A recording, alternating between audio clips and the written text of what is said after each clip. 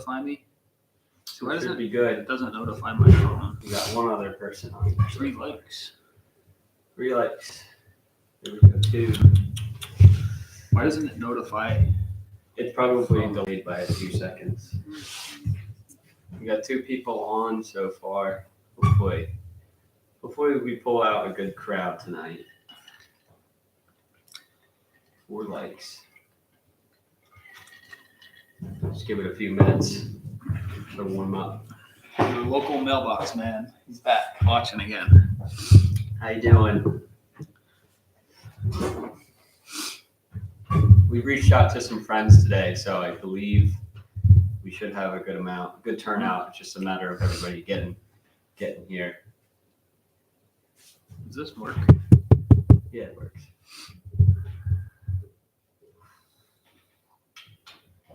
But why didn't it notify me? I don't know. Oh, no, I just got the notification. Oh. I just got it. Okay, we got 3.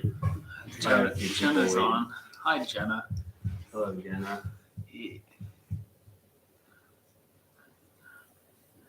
Also put it on our story.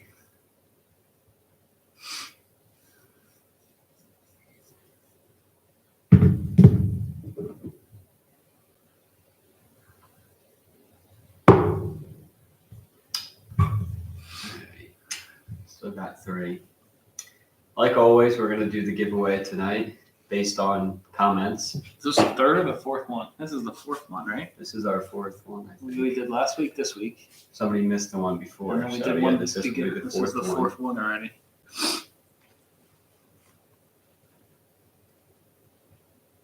I messaged a bunch of people. We'll see what happens. Yeah, I think everybody's gonna be like probably 5 minutes late. It's all right. It was Thursday. There we night go. We football, got 5. Yeah, that's true. No, we got an hour before that though, right? Who's playing?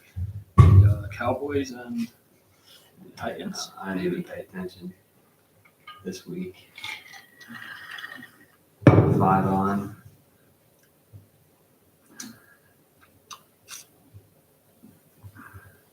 So for the 5 that are on right now, we're going forward with the live streams. We're gonna switch them up from week to week, and we're gonna start focusing and picking and choosing topics.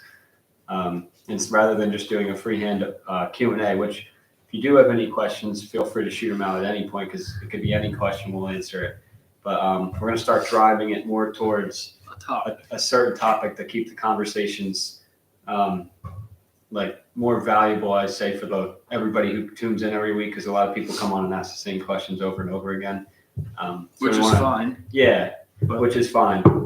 But we want to try to sort of start, I don't know, like we said, me and Steve want to start diving deep, answering questions about like very detailed things in the business. And a lot of people ask our opinion on how to price and stuff like that, where we can teach more so than just answer freehand questions. So that's going to be the direction that these lives are going to go, I'm pretty sure from now.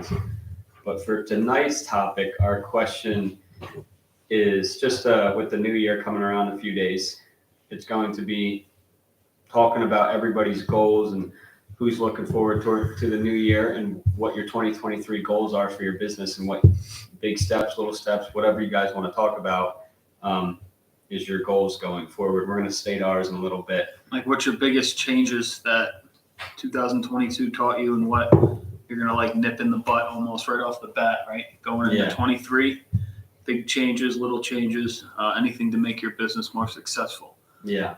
Burns Long Hair, what's up, guys? Good evening, guys. How are you?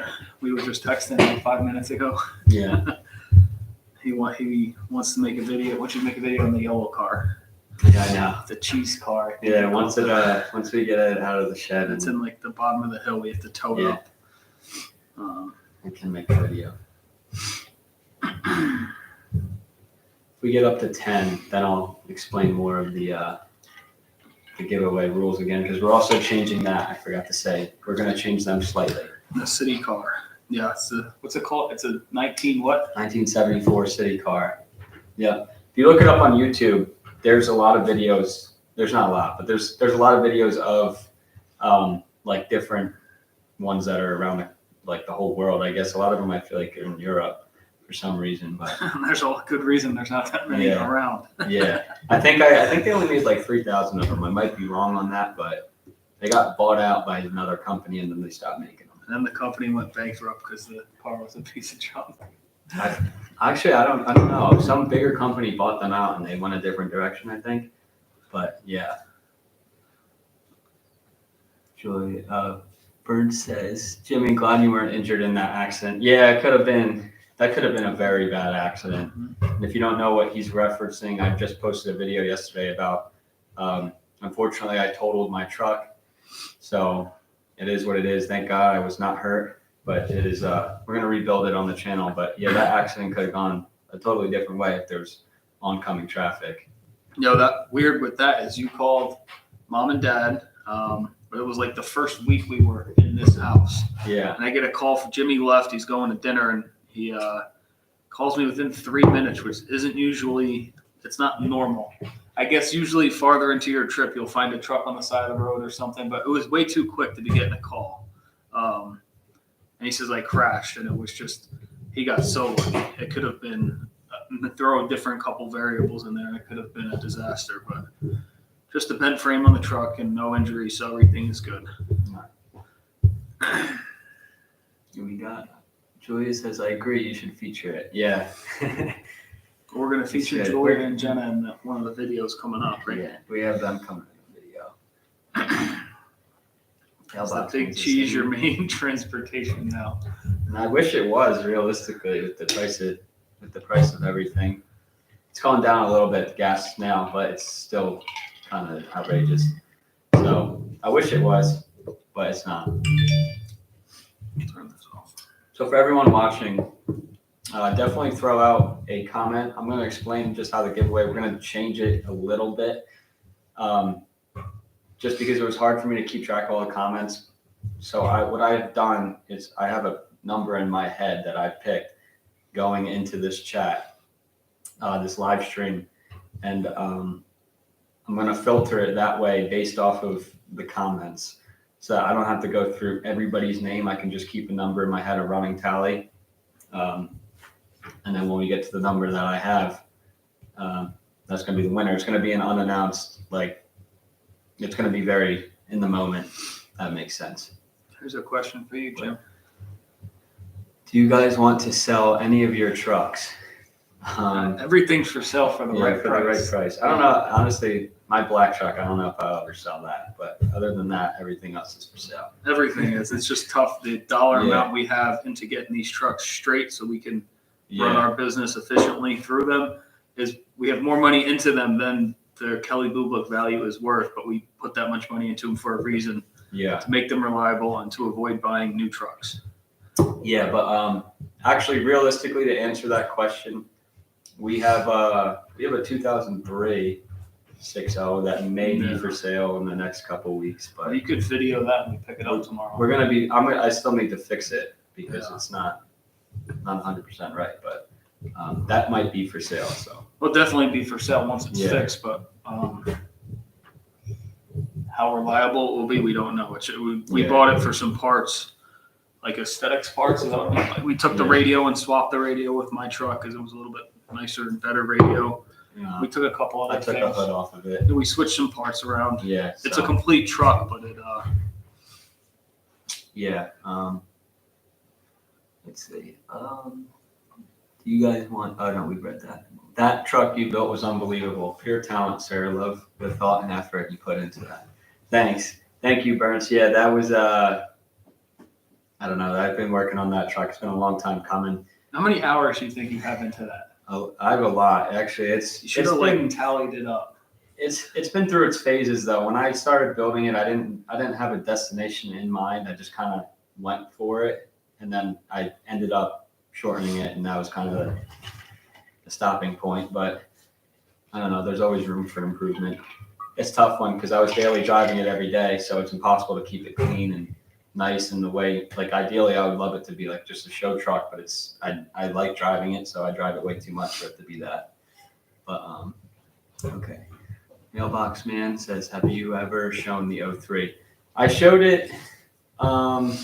We were getting the excavator. Yeah, we were getting the excavator. some other odds and ends. It might have been in the video where we were talking about the wall. It might have been in that video.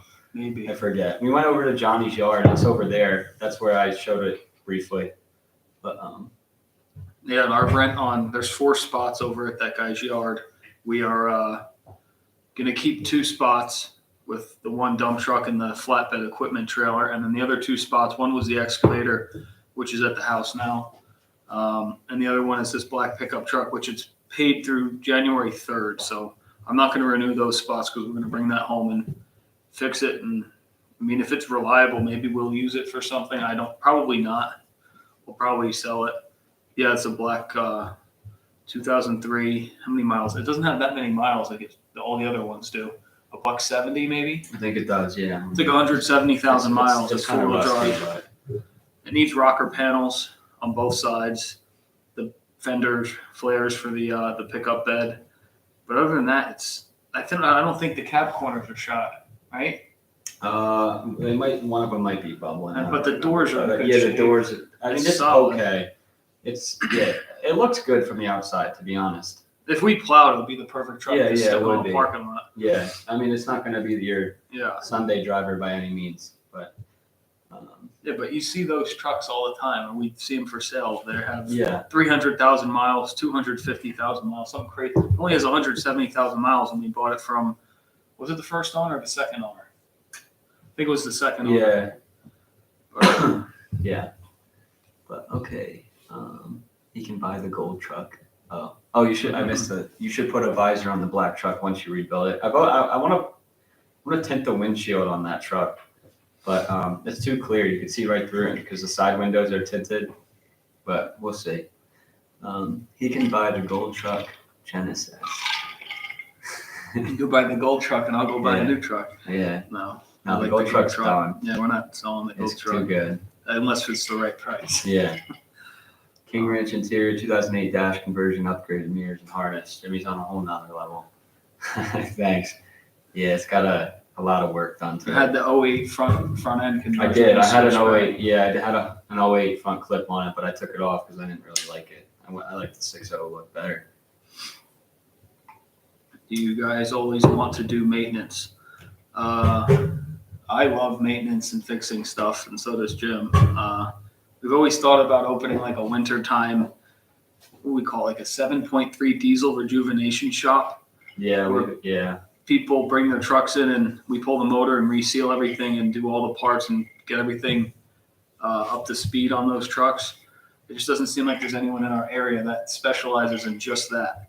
Yeah. We know every single part and nut and bolt on those trucks. And you could say a part and we would know what size ratchet or wrench or what tool you would need just from all the trial and error over all the years. Yeah.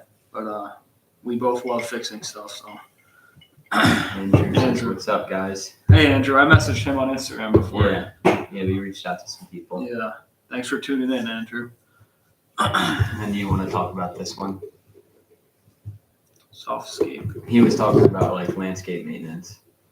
Oh, maintenance. Yeah. Okay. Lawn maintenance. It depends on the time of the year. Once you get that like the spring jitters out of the way, and you're ready to go because you've been sitting around all winter. You're excited to cut grass, and then there's that week or so where you have a bubble, and then mulch comes and just hammers you. And then I don't want anything to do with grass after like the first week in May. I just want to mulch and do all pavers and construction and everything. And then maintenance is kind of built into the fall cleanups, which I absolutely love. But full force, just maintenance, I'm starting to grow away from that. It's never going to leave our company, but it's going to be. It's not going to be the only focus. Yeah. Yeah. This Oh question. crap! We keep forgetting to check that out. I always keep forgetting to do Patty Mayo's. Yeah, we had a busy Christmas. forgetting Our that. brothers Yeah, were yeah. home, and we were just going out. I'm with gonna them. write it down on my phone right Yeah. now, so I don't Set your because I'll alarm. watch it after we're done. Yeah. I forgot to do that. Our brother from South Carolina drove up for a week with his wife, and our other brother came down from Boston with his fiance for a week. So we've just been kind of kicking back and hanging out with them. Yeah, Jimmy's gonna put it in his I phone got it right now, so when we're done, I'll watch it. I will have watched it by next week. Don't worry. Okay. Andrew has a good 7-3 question. I got a message to you guys about some 7-3 stuff. I have one that's an absolute dog, has 0 power. I know what's wrong with it. You'll know exactly what's wrong with it. Yeah. Should we say? You want me to say? I'll I don't say. care. I'll say it. And you You want to say it at the same time? I'll say. Ready? We'll say it at the same time. All right. Ready? 3, 2, 1. Clogged fuel filter. In the fuel tank. Yeah. The pickup the 2 screens that are in the fuel tank. Yeah. Which is we've seen that a lot. If it's not that, it probably could be a boost leak. If it has no boost, it'll crawl. It'll have 0 power. Mm-hmm. If it's a pickup truck, it's more of a hassle to drop the tank unless you cut a hole in the top of the bed to pull the sending unit out and then split that open, and it's going to be clogged up with dirt and whatnot. And if it's a cabin chassis, the fuel tank linings that they put earlier in the years broke down. They get sucked up in the fuel system, clog those filters. I mean, your fuel filter on the top of your motor, when you change it, you can't just change the filter. You have to scrape out the bowl. Yeah, the bowl is going to have a good 1/4 inch of sediment and junk that's made its way to the bottom of the bowl. And we take the glow plug relet, the heating element. Yeah, right? we take that out Of the bottom of the bowl and clean the crap out of that and make sure your fuel pump is in good shape, that you're getting sufficient fuel to the motor itself. The quickest way to decipher which one of those 3 that we kind of just said is to check the fuel pressure on the bowl. I think there's a port where you can check it. Mm-hmm. That's the quickest way, because regardless of all 3 of those symptoms, it'll be low on fuel pressure. You'll have no power. Or a boost leak, which we said. Sometimes the intercooler boots get little holes in them. The intercooler on the ends could do that. The map sensor too, if it's not. Yeah, map sensor not can making cause a good low seal. boost. Yeah, That's the little black could hose, cause right? low power. Up to the wide pipe that goes up to the turbo. Mm-hmm. But it's gonna just come down to narrowing it down. We'll just answer Andrew's question about 7.3s. It's a pickup dually. If you just bought it, I can guarantee you it's going to be in the fuel tank. The screens are going to be clogged solid with just crap. Diesel fuel nowadays is just if you're getting it on a highway where they sell a ton of it and keep the tanks clean and it's circulating it.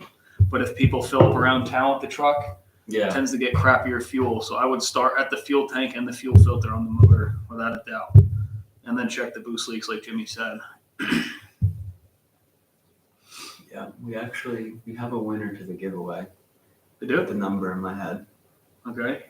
So I can announce it now, or I can announce it later. I'll announce it now, just before it. So I have a number in my head coming into the chat based on the comments coming in, because I picked a random number beforehand. And right now it is Patrick Netzel has won the $10 giveaway today. But going forward, I think that's the way I'm going to do it. It could be a high number, a low number. I picked it beforehand. I had a number in my head, and I've been counting the chat. So Patrick, you are a winner of our giveaway. You came in actually at the right time because you won right off the bat. On this hello? Yeah. So congratulations to you. If you just get in contact with an email or something, we can get a $10 gift card over to you probably by tomorrow. But thanks for joining us. And everybody, we're going to keep the chat going for a long time for now. But next week, we'll do another giveaway like we always do. So congratulations to Patrick. What are you drinking? Did we read the dually one? Yeah, I just got back to him on that. Okay. What are you drinking? So we got this big bottle. This is a beer bottle, actually, believe it or not. Like a Christmas housewarming gift, I guess. It's like 50 ounces. Anchor Brewing Company. Merry Christmas. It's from my wife's aunt and uncle. So I guess my aunt and uncle-in-law. Is that the word I'm looking for? Mm-hmm. Big bottle. Yeah. It's like an IPA, right? Yeah. And I'm just drinking my regular high noons that I like to drink.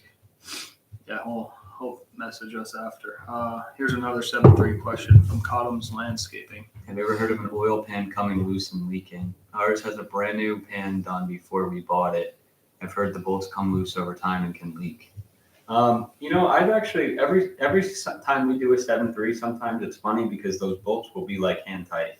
You ever notice that? Yeah, and if you bought it and they did the oil pan right behind There's a it chance before, that they couldn't have done it right. they didn't tighten it up right, or they Yeah. bought the Dorman Chinese oil pan, which is the metal spinner. Yeah, and then it vibrates. I mean, the engine Yeah. vibrates a ton. So, And just from our knowledge, too, the back 2 bolts on each side of the motor behind the oil cooler, and then behind the passenger side exhaust manifold. The back 2 like to undo themselves a little bit, but if they're torqued correctly and you do the torquing sequence right while you're installing the motorcraft sealant, you don't almost they need won't. bolts. They You won't. almost don't need bolts on the oil pan for I mean, you still need them, but you Yeah, don't, yeah, because that's how strong the glue the is. glue is. So, doing an oil pan on a 7.3 is not that hard.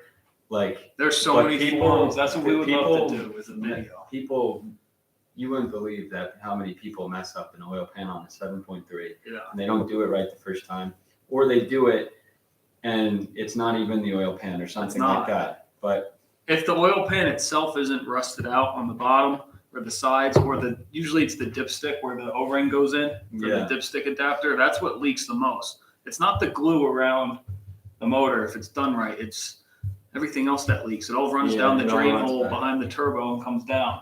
Yeah. And we've learned that the hard way on my first truck. And then we've just always kept up with forums and everything, how people say you have to only jack the engine up a couple inches. You can lift the cab. So we could have, the best way is to take the engine completely out of the truck, yeah, as long as it's not rotted, and then replace everything. That's yeah. what we did to all the trucks we have right here. The green, And then replace everything. every rubber component regardless. Yeah. Every single rubber component, and then sensors and stuff like this. I mean, if you have a good turbo and stuff like that, you don't have to replace that, but we reseal everything while it's out. Yeah, just do everything. Yeah. Every single glue, every single everything, and then the truck will, if it has good compression, you fix every single leak, the truck will never let you down. Yeah. And as long as you keep up on your oil changes and stuff like that. But where were we here? Oh, Andrew says, appreciate the insight. No problem. Patrick says, how's the new house coming along? I'm assuming that's, he'll PM us after. Yeah, congratulations again. Definitely get in touch with us. We'll figure it out tomorrow, probably after we're done here. Brett says, how old are you guys? I'm 22 and Steve is 27. Yeah, almost 28 in 2 weeks. Yeah. I think from tomorrow, actually. So, Eden, what's up, guys? Hope all is well. Sorry about the truck. Thanks. How you doing? Yeah, it was a tough video for me to make, but at least we can fix it. At least I'm okay. So that's the most important thing. We're gonna film the whole thing. We're gonna do the whole thing. And like I said, it's a repair I've done. I haven't done it because I crashed the truck before. I did it because I swapped the front end. But it's something I've done before. So this time around, I really will 100% nail it on the head and video it very well. Time sounds like it needs a for sale sign. We're still looking for a clean, rust-free, like a 550 7.3 diesel, a cabin chassis, preferably four-wheel drive, but with no rust, and we're willing to travel anywhere to get it. We cannot find anything on the East Coast, at least. Yeah, What we're looking for, they're all rotted to nothing. we're gonna talk more about our 2023, like what we're looking for, and sort of in a few minutes here after we get through some of these comments. Because these are great comments so far. I don't want to change the pace until we're ready. I feel like I like talking about 7.3s and truck repairs more than I do cutting grass. Thanks, guys, in the Navy. You've been through hell and back with that truck. When did you guys buy your first truck? Well, the first business truck, right, was your white one. Well, you go first, and I'll say my first truck, because Okay. this wasn't my first truck. Okay. I bought my first truck when I was a sophomore in high school. I had a permit, so I didn't even have my driver's license yet. and getting it registered at the DMV was not that easy because I didn't have a license. So I bought it was a 1999 F350. It was an extended cab dually, long bed. And it was a 7.3. It was a Centurion. It was one of those weird conversions, like one of those Texas trucks, which unfortunately now I'm looking at them. They're going for boatloads of money that I see them, but they're really nothing special. They're like the ugliest thing I've ever seen.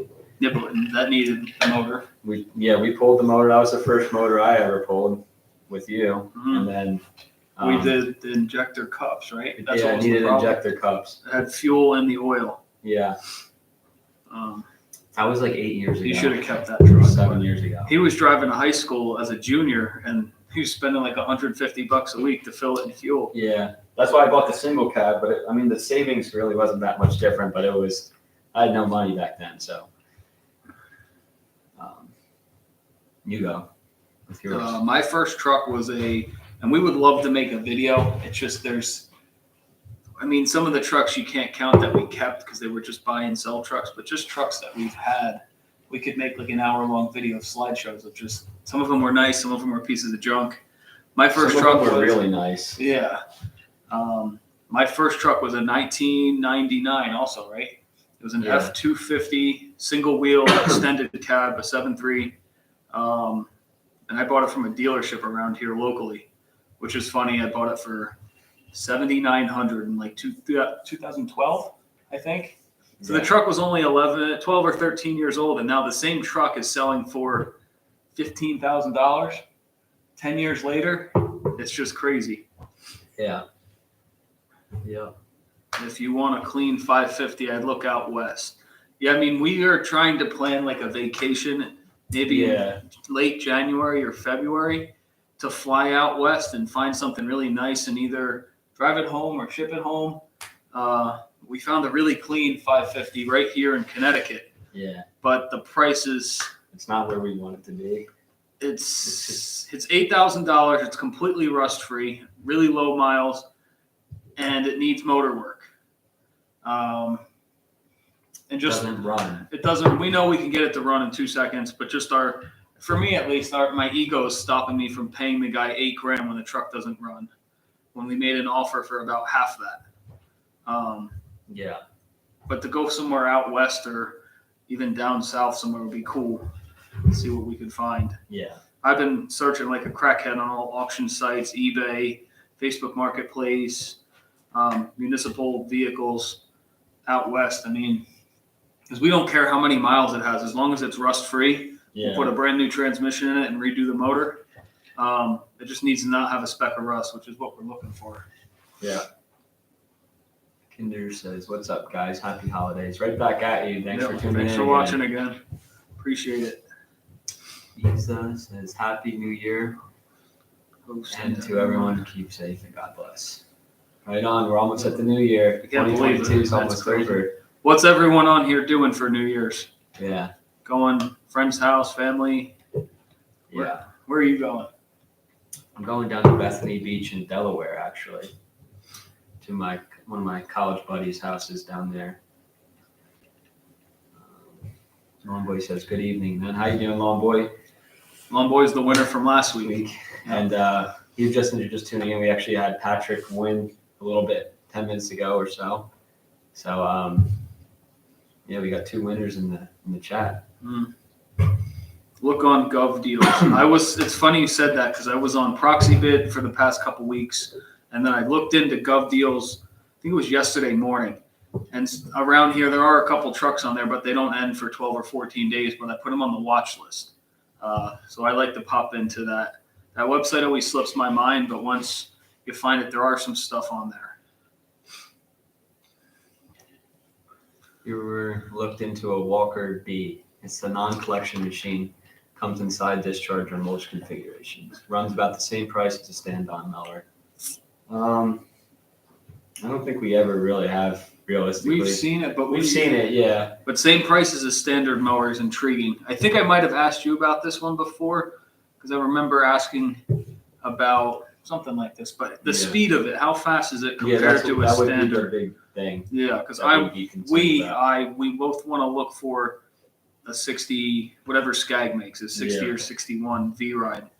But running another walker wouldn't be a bad idea. Yeah. I just don't know.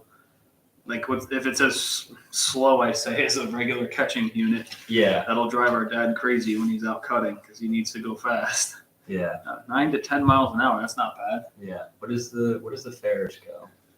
The Ferris is fast. Yeah, it is fast. I don't know, 10 maybe? Okay. I don't know. I don't know. 9, or maybe it's around the same as the Ferris. But I'm back in the business after 24 years in another industry, running my personal one-ton dually for now. I'm looking to upgrade to a CC aluminum dump for the business. Yeah. Any suggestions? We're kind of in the same spot with the truck we're looking to buy. Yeah. Which is not really landscape related, by the way. Which we're still holding that secret from you guys. Yeah, I'll make a video after the new year on that. We're looking. Like we said, is the cabin chassis 7.3 is going to be for the new business we're going to be starting after the new year. We're also looking into a new truck. Yeah. So the budget on the new truck is a little bit more than 50, but you could find a nice. I mean, we could go on and on with this question. Could lead us the whole thing. Yeah, it just depends on. Every brand has its flaws and its positives and its negatives. For 50 grand. God, we're so stuck on the 7.3s. I know. Even if it's so hard, yeah. We would say buy a rust-free 7.3 and put a brand new dump body on it, which is what we did with both of the trucks we have here. Yeah. And they run better than the new truck we used to have. But if you're looking for newer, if you're looking for a payment or not a payment, or a warranty if you're buying it from a dealer, I'd say the only thing I could say is stay away from 2008 to 2010 with the 6.4. Absolutely. And then anything other than that can be fixed. It can be fixed. It's just a matter of how much money and who knows what they're doing. Yeah. Crew cab aluminum dump. I mean, I know we've never had or never will have Isuzus, but there's a lot of companies around here that have crew cabs. Even the cab over Isuzus have the windshield right in the front. Yeah. With the dump bodies, and companies run them for a long time. Yeah. That's our 2 cents. We could make a whole other video on the trucks we're looking to buy and stuff. But that was a good question. Yeah, we could actually make probably next week's live stream entirely about trucks because we do get a lot of comments about them. That's what I like. We did this way. We picked the topic and we're rolling with it. We didn't even get to the topic yet. Yeah, but we'll get there though. We like questions like this. Yeah. I have a B with 56 side discharge and one with 52 mulch. I love them. I go up one, two. Oh, would you guys go back to one more? Oh, good. Oh, how many employees do you have? The comments are rolling in. We have, it's just pretty much, it's me and Steve and then our dad, but we had one other employee in the beginning of the season. And then the year before that, we also had one. They had one. And then this year we're going to be looking for, we could make that another video or a topic. Yeah. Is finding help. We're not cheap. We're not looking to spend $20 an hour. We're looking to spend, I'll say more than that, obviously. Because no one wants to do landscaping work for $20 an hour when you can go work for Amazon. You go work for Walmart for $17 or $16.50. Why go for an extra $3? Why go work outside? Or if it happens, it'll be somebody he'll get the job and then they'll quit because they'll realize this sucks for $20 an hour. Or like they'll do something else. Yeah. We're looking to hire one more, and then we're going to stop after that for this year, definitely. We're not going to go past. Well, there'll be 4 of us total. Yeah. So me and Jimmy can run the mulch and the construction crew, and then my dad will take the lawn route, and then we can team up in the spring cleanups and the fall cleanups. That's going to be the plan for this year. Yeah. I'll go back to Skag. Yeah. Well, now that we have the Skag Windstorm, how comfortable it is. I like the Skag. I really do too. We've never had a Skag stander unless it was used, like we were buying to sell it, but it's because we never really had the chance to buy one. We were always doing fleet deals where we bought a couple other things that we had to buy the mower with the brand. But our next mower will be a Skag for sure. Yeah. And because we know that the Windstorm is a V-Ride chassis basically. With the big engine. We're very comfortable with it. And the big engine compared to some of the other brands of machines. And it starts right up every time. Yeah. We read that one. I figured I'd ask, since you said Walker is your favorite mower and you guys know so much about them. The B is a lighter footprint, holds hills, very nimble machine. Mm-hmm. It's definitely my favorite mower. Yeah, I like the Walker too. We had someone told us they didn't like Walkers because they were the same. Like the stripes. The Somebody stripe said that. on here, but then someone that I met in person didn't like it because he didn't like how the controls were so close to your legs. He was only 6'1", and I explained he didn't know how to really drive it, so he was giving it a bad review. But that's what our dad had growing up forever. He bought his Walker in 1990, 95, and has always had one since. And then we got hooked onto him. Mm-hmm. But I like them. yeah, go to the Toro Grandstand one. Did you guys stop using the Toro Grandstand? We used it a little bit for cutting. I didn't. We like it more as a mulch machine. It's a good mower. It gets the job done, but I don't like it in terms of. It's not as comfortable as the Ferris that we have, but and it also it's very I don't know. I think it's very stiff when you go over bumps and stuff. I didn't like it that much. It's stiff, and then it's just the controls. You have to have the handles held together for the clutch to work. As soon as you let go of the handles, the clutch shuts off. Whereas the Ferris, the controls are right there. You just got to go forwards or backs. You don't have to push them in. But the Toro is also very underpowered, and I'm not sure if this year they came out with the bigger motor they said they were going to put on it yet. But and I thought it worked fine for what we did with grass. I agree. I also want to make an important statement about that is that the Toro is slow in reverse compared to other motors that we've used. Oh, for sure, yeah. It's about half the speed in reverse, which is a big issue because we don't use the side flaps, which we want to this year. Yeah. But when you don't want to shoot grass in like in a garden bed or something, and you have to back up, it's half the speed. So it takes it's because of the main bar behind it. It's like if that was gone, it would go far faster.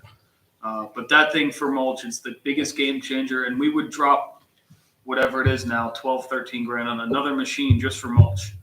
How efficient it is. It's crazy. I couldn't imagine our life without it after using it for a year and a half doing mulch. I couldn't even.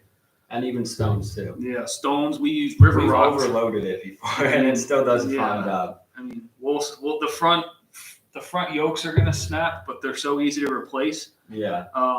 They're gonna snap at some point in the next 2 years. But for the amount of work we've gotten done with it, it'll be worth it. Yeah. Let's see. If you guys with a brand new truck, I'd go with the 6.7 or the other gas motor, not the new 7.3. See, I'd actually go. I like the 6.7. I would go with the 6.7. Me personally. That's what he's saying. Oh. To go with the 6.7. Yeah. But he said not the new 7.3. Not the 7.3. I like the 7.3. I didn't like the transmission, but maybe that's why you're saying. I think the 7.3 is a good motor, but it's a gas hog. It's horrible on fuel. Horrible. But absolutely horrible. I mean. But it pulled the house down. You could pull the whole house down. And it didn't really have one problem. Other than the transmission. Which is crazy. It was only 2 years the other gas motor, you probably, what is it, the 6.2? Yeah. You probably can't really go wrong with that either. And it probably is a little bit better on fuel. So, I don't know. I'm a big Ford guy, so I would probably go with any of them. But the 6.7, I'm biased against it because of the bad luck I had, which it was 7 years ago on my new truck that had the 6.7. And I know they've changed some things since then, very minor things. If you put the additives in, they're good motors. I'm just starting to lose faith in the newer Fords with the experience I had. I don't like how they only have 10-speed transmission, which is like the one thing. That's why we got rid of the black pickup truck. More room for failure. Yeah. It is supposed to. I get it. It's supposed to be like a better driving experience and all that, but with what we had, what we dealt with, and what we've heard, I don't know. I don't like the transmission. Okay,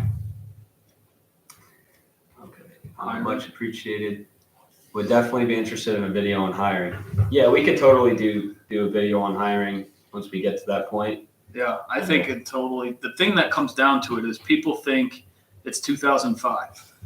Where you're going to pick someone up, they're going to work for $7, $8, $10 an hour, and you can lay them off in the winter and not take care of them and abuse the crap out of them. When it comes down to it, it's 2022. Like we said, people are working for $17, $18 an hour with Amazon or $20 an hour, for example. So to go outside and literally kill your body doing this type of work, there has to be some more of a reward than $20 an hour. It just doesn't cut it. Yeah. So, I mean, I have all different ideas. You got to basically bring employees on and make them like part of like the family almost. Like you are like a big family when you're working. Not like you're. You have to try to build a career out of it. Exactly. Not a job. Not expect them to be there forever, but treat them like you really do need them, and you want to give them an incentive to stay. Yeah. Because it's just a pain in the butt when you get a new guy, and then you have to teach everything all over again. I know that's like part of how a job works. Yeah. But in this business, if you're not like if you're not a huge company and you don't have 10 trucks running where it's easy to just throw them in and he'll figure it out. I mean, time is money, so you can't teach every single year and go through that whole process. I'll tell a story about the 2 or 3 years ago. I had someone reach out to me. They were looking to work landscaping, and you saw them in the beginning videos when we started filming a couple years ago. And I said, "What do you want? What do you want to get paid an hour?" He was looking for $16 an hour on payroll. And I said, "All right, well that's just pure craziness. Like, this guy showed up to work every day. He knew exactly what he was doing. He got raised to $20 an hour within the first month. And then another raise was coming, and then he had all this legal trouble with his ex-wife come up, and he bailed. He didn't show up the one day, and I haven't heard from him since. So he would be here right now running a crew, making more money than that, taking care of him. That was the goal. And he stuck a thorn in my back and took off. Yeah. But we'll make a video on hiring next month or so. Irrigation, Lois. That's a big money. It's easy. It's very easy. We have our guy come and do it. It's like $1.50, and they're there for 10 minutes. Yeah, that's something also we want to get into is aerating, because it's also on that same. It's close to that time frame, but Mailman is back. You guys should maybe get a push blower for smaller fall cleanups where you can't fit the stand on blowers.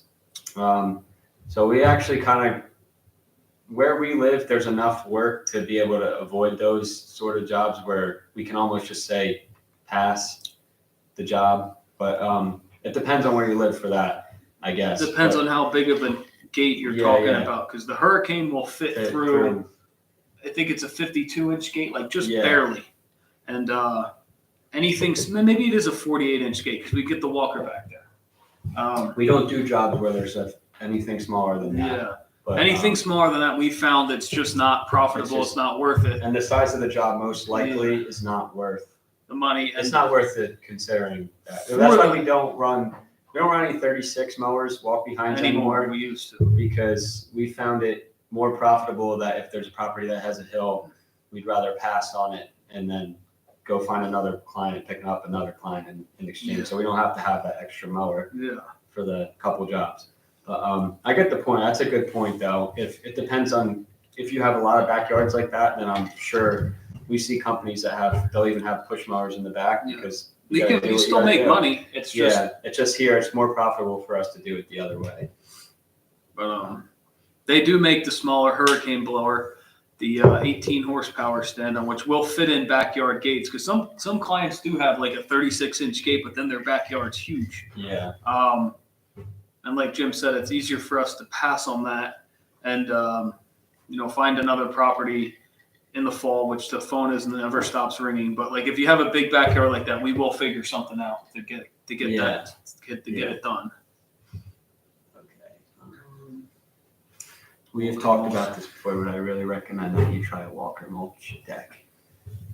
Yeah, we could. Yeah, we could definitely. Yeah. I want to, the dealership in the video, if you guys look up last February when we picked up the Walker, the Skag Windstorm. They have every brand there. We're going to take a trip down there. They'll let us film in there again. Yeah, right? We filmed the back area in the showroom. We're going to go in there again, specifically looking for a stand-on mower. And since they're a Walker brand, I will look into the Walker B with a mulch deck and see the pricing and see if they have anything there we can try out. Yeah. But I like the walkers. I like how you can flip the deck up if you need to do the Yeah. blades or whatever. But even in the trailer, if you have to flip the deck up, if you're trying to fit another thing in the fall or the Yeah. spring, that's why we love our walkers. Yeah. They have a 6.7 and a 6.7 high output. I didn't know they had a distinction. I know the 6.7's putting out a ton of power now. Yeah. Comparatively back to 2011, I know it's way more of a difference. Yeah. But That's another question for another day, which I think you said we'll make next week's. yeah, we can do next week to be Yeah. all about more trucks. We're looking at our Fords. We've never run anything but Fords. We've owned Dodges for just buying and sell, and we've owned Chevys to buy and sell, but we were looking at Dodge and Chevy for what we're about to do with new truck, and it was just, the prices are just outrageous. And we're not sure if, it's not off the table yet, but we don't know which way we're going to go. Yeah. If you were mowing, I'll read the last one just so that you said 475 to 500 horsepower. Yeah, that's a ton. That's like what my truck makes probably. Yeah. And I have all that stuff done to it. Yeah. If you're mowing weekly accounts, that deck will perform well, even with a little morning dew. That's our go-to mower deck for cutting. I'm getting out of bagging grass. Well, that's kind of where our head is too, is bagging grass stinks. Around here, most properties have somewhere to dump them where we can time it. We can dump the grass right before we hit the trailer. But the ones that don't need bag, or we have some clients that want their grass bagged, and they see the walker out there and they know that's the mower that we have to bag. And when they see us on a different mower, they come running out. Oh my God, you're supposed to be bagging the grass. I'm paying for it. And those aren't the people we want to be working for anyway. Yeah. But if we have a walker with a mulching deck, they wouldn't even know the difference. We'd be able to zip along and not have to bag any grass. That's just crazy. Some people doing that. I'm reading ahead of the comments, but yeah, I know we'll get there. I agree with Burns. My Model T only comes out for leaves. Yeah. Which we're going to be doing this year. We're going to be doing the grass shoots on the standers and using the walkers just for the spring cleanups in the fall and just some of the smaller properties that do need bagging, but we're going to try and get away from as much bagging as we can. Yeah. Bagging grass is cumbersome. Yeah. It's too long. Well, speaking about the yeah. mulch stack, we're going to look into that for sure. Yeah. Talked about the horsepower. Mailbox Man says, what about Toyotas? Toyotas are good trucks. They're great for pickup trucks, but they don't have cab and chassis though, which is what we're looking for. They wouldn't be able to do the payload that we want. They're good pickup trucks. Toyota Tacomas, you can run them for a long 50 time. years and they won't. Yeah. I'm a fan of the pickup trucks. I do. I think I like them too. They get very good fuel mileage, but for heavy duty cab and chassis. Yeah. You know what was speaking? Oh man, I'll save this. I'll save it for next week. I was going to talk about the Rivian pickup truck for cab and chassis, but I'll do that later. Yeah. Talk about that next week. It's busting your job. Yeah, I know. KLC Ken says, hey guys, I have a truck I want to swap a diesel motor into. What motor do you suggest I swap in? Give him the 10 horsepower engine out of the Yeah. Should just put a 6.4 Power Stroke in a Dodge, Yeah. a second gen Dodge. Uh, That's something I always wanted to do because it would be the most unrealistic, stupid thing you can do. Is put a 6.4 in a second gen Dodge because I think it's the ugliest truck and the interior on that truck is the ugliest, but the motor is also the worst motor, the 6.4. But if you got it and the running, transmissions are garbage, so I think that's a really good, reliable truck. that's what some of these crazy YouTubers do. They build. It would be cool if you could pull it off, and like I could pull it off somehow, but I don't have the money and the resources to do it. But when Jim said he was putting a 6-liter into the, well, first it started with a dually that was for sale on the other side of town, and Jim said, "Need you to go. Let's go get it." It's like $1,500. Yeah, it was a 6.0 dually F350 that the truck was rotted out, but the motor was good. And he put the motor in the garage, and then he brought this ugly Bronco home, and the next day this motor was somehow shoehorned into the front of it. Yeah. Put the DM mulch deck on your Model T. Customers will never know that it's been mulched. I never have a single complaint. Wow, that's a really good idea. I guess we use a dethatcher for the month of early April, and then once grass starts, just buy another deck instead of a whole new machine. Yeah. What blades do you have on the mulch deck? Do you have, like, does Walker have their own brand of mulch blades, or is there like that Ballard guy has mulch blades? that we tried on the standard mowers. Yeah, that's not a. Wait, is that the X blade? Where it's like We crossed? tried. Yeah, we did the X blades on Yeah. the Ferris. Okay. I'm going to take the auto trans from my 7.3 and connect it to the 6.4. Yeah, it's not that bad. The 6.4 funny won't thing- start though. No, but even that he's talking about the transmission on a 7.3 it's less than adequate. I'll say that. But the funny thing is that the 4R100, which is what the 7.3 transmission is, done right, is supposedly a very good transmission. Like that one guy who we want to get our next transmission from. Yeah, A1 transmission right down in Yeah, Georgia. Because I they think. have them all in all of the F-150s. And they're a very good transmission when they're done correctly.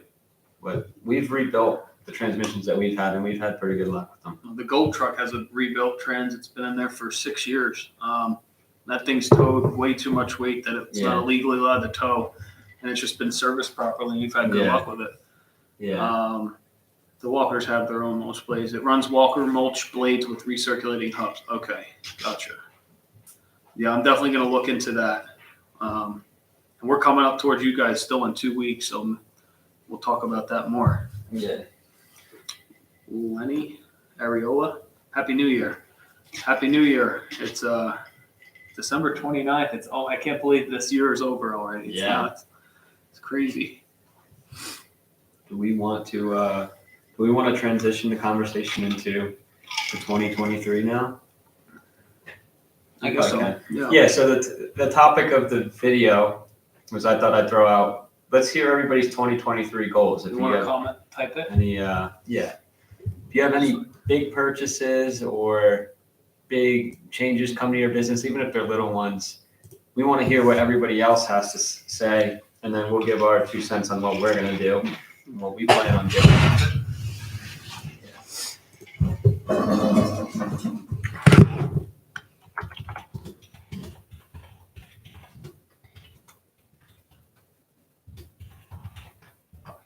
Yeah.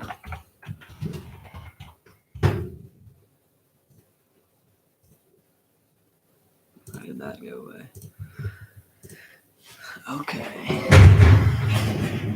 Some comments coming in already. Actually, I can't see. I don't know. Oh, no, that's questions. Okay.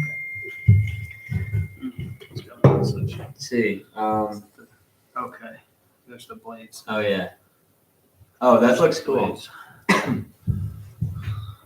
I could see that really shredding up the grass. Yeah. That's something to really look into.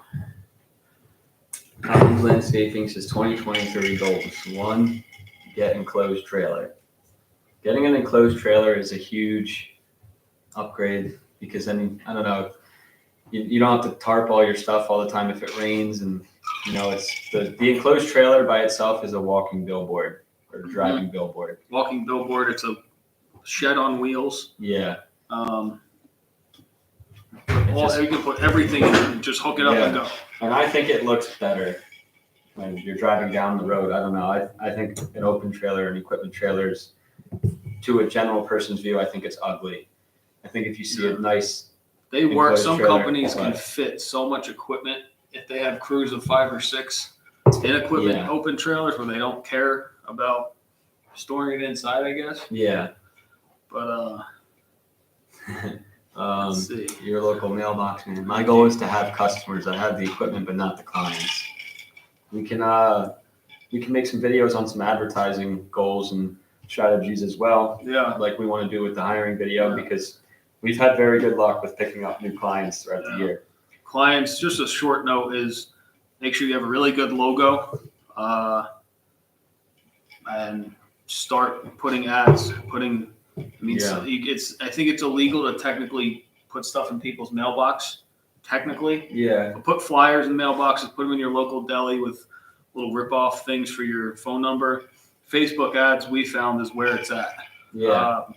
Paid Facebook ads. Share it with your friends for free, but make a paid Facebook ad with your logo, your list of services, your phone number. It will pay off if Yeah. you're scared about forking over the money. It will pay. It takes one person to pay Yeah. the entire thing off, and then if you get 10, you just got 9 customers for free. Yeah, and just keep it simple. Don't clog up the ad with too many words and irrelevant stuff. Keep it simple. List of services, phone number, beautiful logo, and you'll get calls. Yeah. Let's see.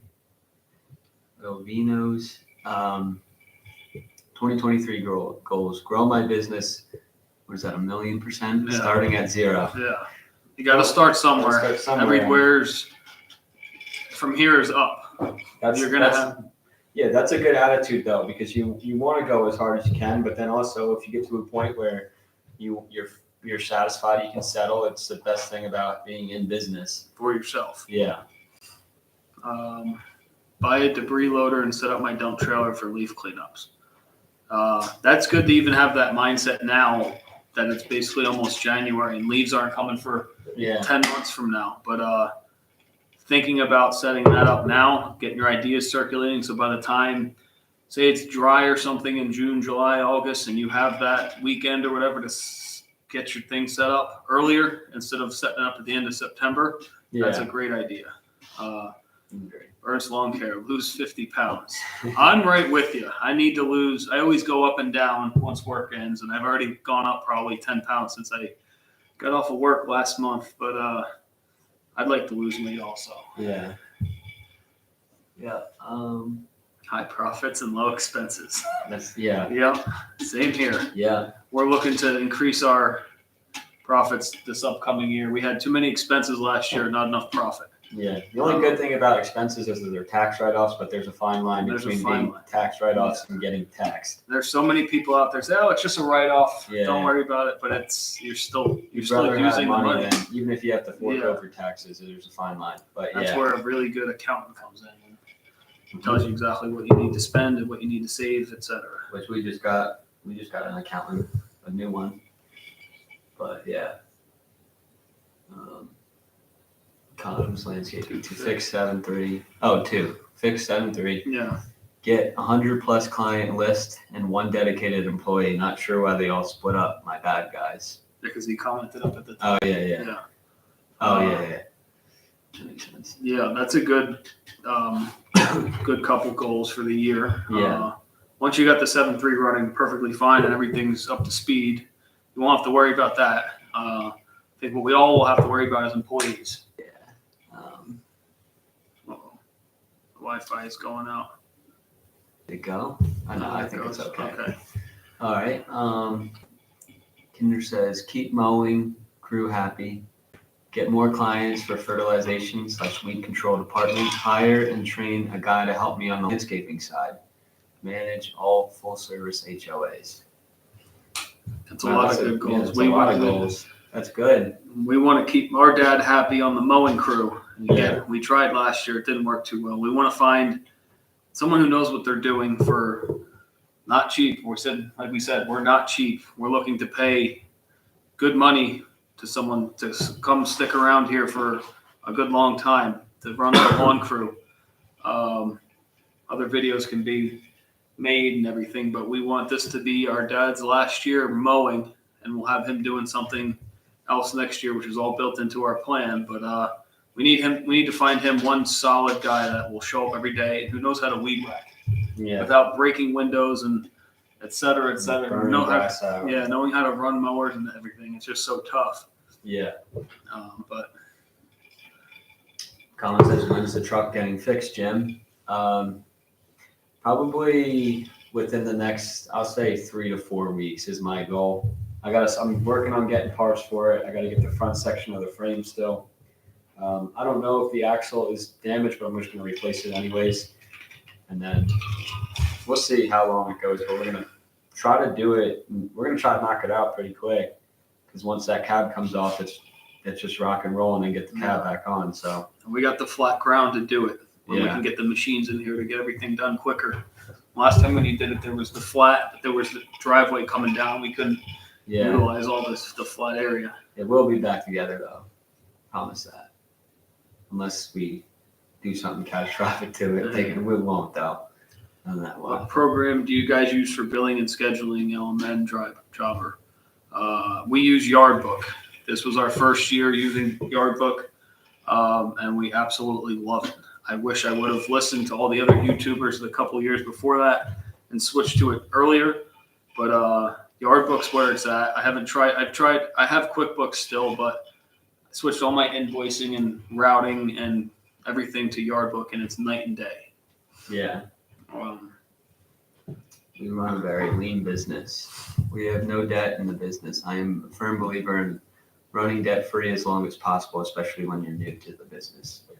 Yeah, that's good. Spot on. Yeah. That's spot on. Right now, as we sit, we're mostly debt free. We have a little bit left on the new Skag Windstorm and the new enclosed trailer, just a little bit. But got everything else paid off going into this upcoming year, and we're gonna try and make as much money as we can this year. We've spent the money to make the money. Now it's Yeah. time to make the money. Now it's time to make the money once Yeah. everything is just about paid off. Yeah. Ken uses yard book too. It's awesome. It's the greatest thing I think I've discovered. It's easy to use, and it's so organized with just everything. How much do you guys use the other dump truck, the one with the tailgate that folds down? That's dad uses that. Our dad uses that for the mowing crew every day. Yeah, that one gets used. That was every day. That was his truck that he bought brand new in 2000 off the dealer's floor, and then I bought it from him this past winter when I bought his company out. And he still uses it every day. We painted it and everything, and redid the motor and everything. But both the 550 and the 450, believe it or not, have the same mileage almost to like the hundreds of miles. It's like 150,000, 500. The other one's 150,000, 350 or something. So they're really, really close. Yeah. Patrick has yard book, and he. Oh no, never mind. I thought somebody. Oh yeah, Drew said, "Do you pay yard book?" I started off with the free version, but then I paid for the upgraded, the updated version because it was. I think it saves 1% on the credit card fees. Yeah. I think it's a 1% through Stripe. It'll save if you pay for the monthly subscription with Yardbook. And then you get some other features that come in. We haven't totally utilized everything in Yardbook, but the big majority of it we've used. Yeah. Colin says the new tires look awesome. Yeah, I was so bummed because I bought those for $2,500, and then now they're a dog fence in the backyard. Yeah, they're a dog fence. And then I had to buy the adapters. They came with the wrong adapters, so I wanted to do sell the old adapters, buy the right ones.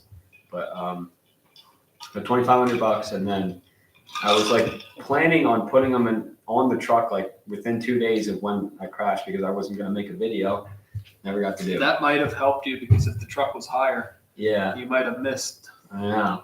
Everything happens for a reason. So he's still got the wheels. He's still got the truck. He's not hurt. The wheels will go on the truck. Yeah. But my plan is I want to take those semi tires off and mill. They're 22.5, so I want to mill down the wheel to a 22, and then I can put regular truck tires on it.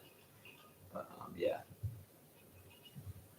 Let's see what I pay because I process over 50K in credit cards. That's about the break point if you're under. You can use free and pay the extra. Totally agree. That's when I found out I could knock 1% off of the fee, credit card fees. Like we said, the other options Yardbook has. That's why paying is totally worth it. Reader, you. If we weren't running lean this season, we possibly could have been a sinking ship. With the 2-month drought we had this summer, our machine stayed idle. No mowing income for almost 2 months. Yeah, everybody got hit with that. This was a tough year because of that. Mowing, which we've talked about in some of our previous videos. But yeah, there was a point where I was like, oh my God. And if you search Lawn Care Mafia, right around the middle of August, I posted in there, I was frustrated about people calling on the way, thinking there's 125 clients on our route. And I'd say maybe 4 or 5, which is no big deal, but the same ones every week. Can you skip? Can you skip? Can you skip? As we were on the way to the property, where my dad and the guy were on the way to the property, calling them, and they would show up and they don't want it done. But in my mind, if they signed a contract, if they don't want it done, there should be something that we're not working for free. We're not paying for all this fuel for free. And employees to drive around just to be told no. So we're rewording our contracts. Yeah, it actually sparked us to redo our contracts. Yeah, completely redo it so we're gonna bill monthly. And we're gonna make up for the times in May when we cut the grass 2 or 3 times. Yeah. because of just how long it is. So it sparked us. In a way, it was a good thing for us because we figured out we need to rework the contract. But Or like he said, the grass is high and thick in May. You can't cut it once. Sometimes it needs to be cut 2 different ways and then bagged on the 3rd time. And it happens every May. It's always wet and rainy, and the grass is growing nice. And then you get to the summer, and then it doesn't. It doesn't grow. We're putting a new contract out, worded to protect us against. Why should we have to work 3 times as hard in May and get paid the same amount, and then they skip it in August? It's like we're not letting our clients dictate our schedule anymore. Yeah. Huge hit to our relatively new business. Having barely any overhead is what saved us. Yeah, well, that's smart. Yeah. Let's pray this season is better with some rain. Thank God for mulch. Yeah. That's what we're gonna hit hard this year. We're gonna hit mulch very hard. Yeah. You guys subbed to Taylor Ray. He did a nice Ford with the Cummins. DeBoss Garage. I've seen DeBoss Garage a lot. He put an 08 dash in an old body. I saw his channel is cool. I've seen a lot of his stuff, and that's kind of like he got me sparked on like the swapping stuff. But I think I did my dashboard swap before he did, but I didn't get my inspiration from that. But he did like all the common swaps and stuff, and I was always interested in making stuff work that shouldn't have worked. So I always watched his channel. We lost almost $30,000 in mowing revenue. To top it off, after the drought was over, horrific water bans put a halt on aeration and overseeding. Yeah, this drought this summer kicked everybody's butt. Yeah. Like we said, to not have to lose out on mowing revenue, a new contract in place that's signed and dated that protects you for when there's a drought and you're working twice as hard in the spring when you're balancing your cleanups, your mulch, your hedge trimmings while still doing the maintenance. And then to be skipped in August, if the ground is completely dry, you can still go to the client's house. And this is how we're going to word it, is that we're going to go there and we could just cut the backyard if it needs it in August. And everything still needs to be blown off with pollen and whatever falls. But it's going to be monthly pricing, not weekly. Yeah. We're both brothers. We're trying to get Jimmy's girlfriend and my wife to come on to one of these lives sooner than later. But yes, we're both brothers. Where do you guys get or do your contracts? We have a print shop that's by us that was making the contracts and then just figured out. My wife's really good with the computer. She made the logo actually for this company, and we got the contract, like the actual legal part of the contract. I mean, I think we put it together ourselves almost. Yeah.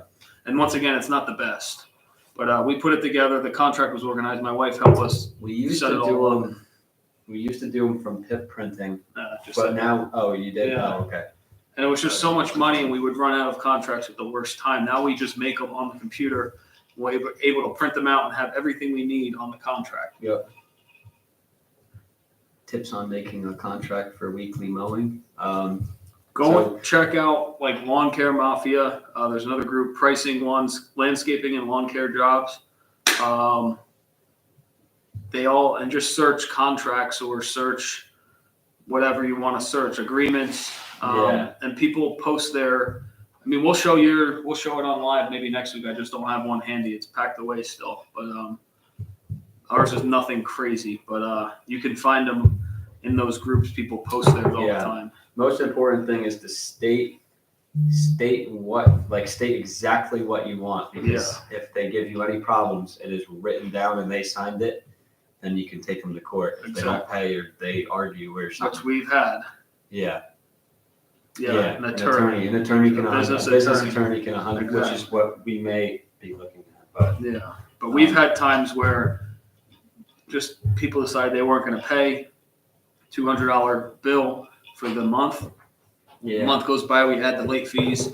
Another month goes by, call them what's going on. They say they're not paying or they don't answer. And we literally just say, you signed the contract with us. Going to small claims court tomorrow. And I've been to small claims court before. Person went, owed me like $1,500 for lawn maintenance, mulch, all sorts of things for a whole month worth. Yeah. And literally just got up in front of the judge, showed him the contract, all the invoices, all the text messages, everything, and they sent collections after the lady, and I got all my money. So it's very, very important to have even a basic contract in order. But a business attorney can totally set that up perfectly. Lawn Boys is good for you guys on protecting yourselves with your revenue stream. Like you said, I hate how you bust your ass in the spring for the same money. Then when it gets easy, clients want you to skip. Yeah, it's unpredictable. As our dad has always said, I'm not a weatherman, but yeah, I can't predict when it's going to rain or how many inches of rain. So it is. You have to protect yourself because it's a business. It's they sign up for a year-long service, and unfortunately, if you don't have to go, then there still has to be something dealt with, because they can't just think that you're the only, or they're the only person you are working for, and they can just call you and tell you can't go, and you're already on your way. So protecting yourself is a big deal. Yeah. Which is what because if 100 people called you while you're on your way, and then you're driving around the whole week, and then you're not cutting anybody's grass, or and employees just get a waste paid. of a week. Yeah, exactly. Paychecks still go out when you're signed on a contract to be there, regardless. But yeah. How long is too long for a customer to pay, in your opinion? Having issues collecting from some people. Yeah. Too long? I'd say if we have our lawn maintenance contract at payment is due within 30 days, they don't pay right away within the 30 days, I'll reach out to them and give them I'm usually very nice to give them a reminder. I'll give them another 3 or 4 days. And then I'll reach out again, and if they don't answer or they say something else, then I'll throw the late fee on and send the invoice back out. And I'd say after 45 to 60 full days, threaten one more time small claims court. And I've usually haven't had to go past that except for the one time. But they send a check right away. Yeah, right away, because they don't want to go to claims court and you have to deal with the court fees and the late fees and everything. I'd say 45 days. To collect it, but if they don't pay after 30 days, just quit the service. If they don't answer, whatever. Most people pay within the first week, usually for us. I have never understood no contracts myself. I'm seasoned up front for the season. 95% say sounds good. I show up even if not required, because you don't know unless you see it. Exactly. We're thinking too, once we make our contracts monthly, we don't start cutting grass till the end of April here. If we make it monthly from April through November, and divide it by the amount of cuts, so they're paying for cuts in the beginning of April, even when we're not starting yet, and it's just divided over a little bit longer period of time, it's smaller bill they're going to have to pay. They're still paying the same amount, but it's just stretched out a little bit farther. Yeah. We're going to look into that. Yeah, and another way that I put that is that, I mean, it'd be similar to you with your cable provider. If you don't watch TV for a whole month, you're still getting charged the bill regardless.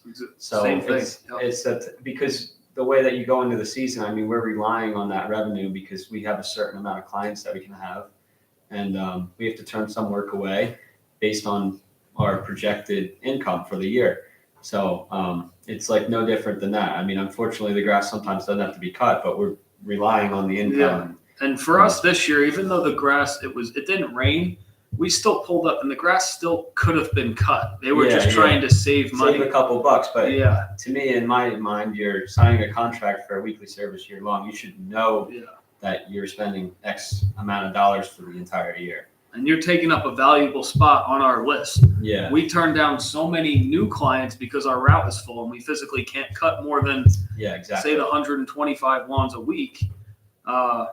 We always allow for a rain day and everything, but 125 seems to be the number for us with a 2-man crew running 4 to 5 days a week. So we turn work down, but then when the summer comes and they don't want their lawn cut and they do it consecutively, kind of drives us crazy that they're taking up a valuable spot on our list to try to save money in all these little circumstances. I'm working on taking over another lawn care company. Should consider having the new client sign a contract. 1,000%. Yeah. That should be the first thing you do. Not sure if you're buying equipment from the lawn care company, but I was running this business forever. And then this past winter, bought my dad out, which is why he's working for us now. But I took over his clients. I had them all sign contracts, but the problem with bringing on his existing clients is his prices were up to like 2005 speed.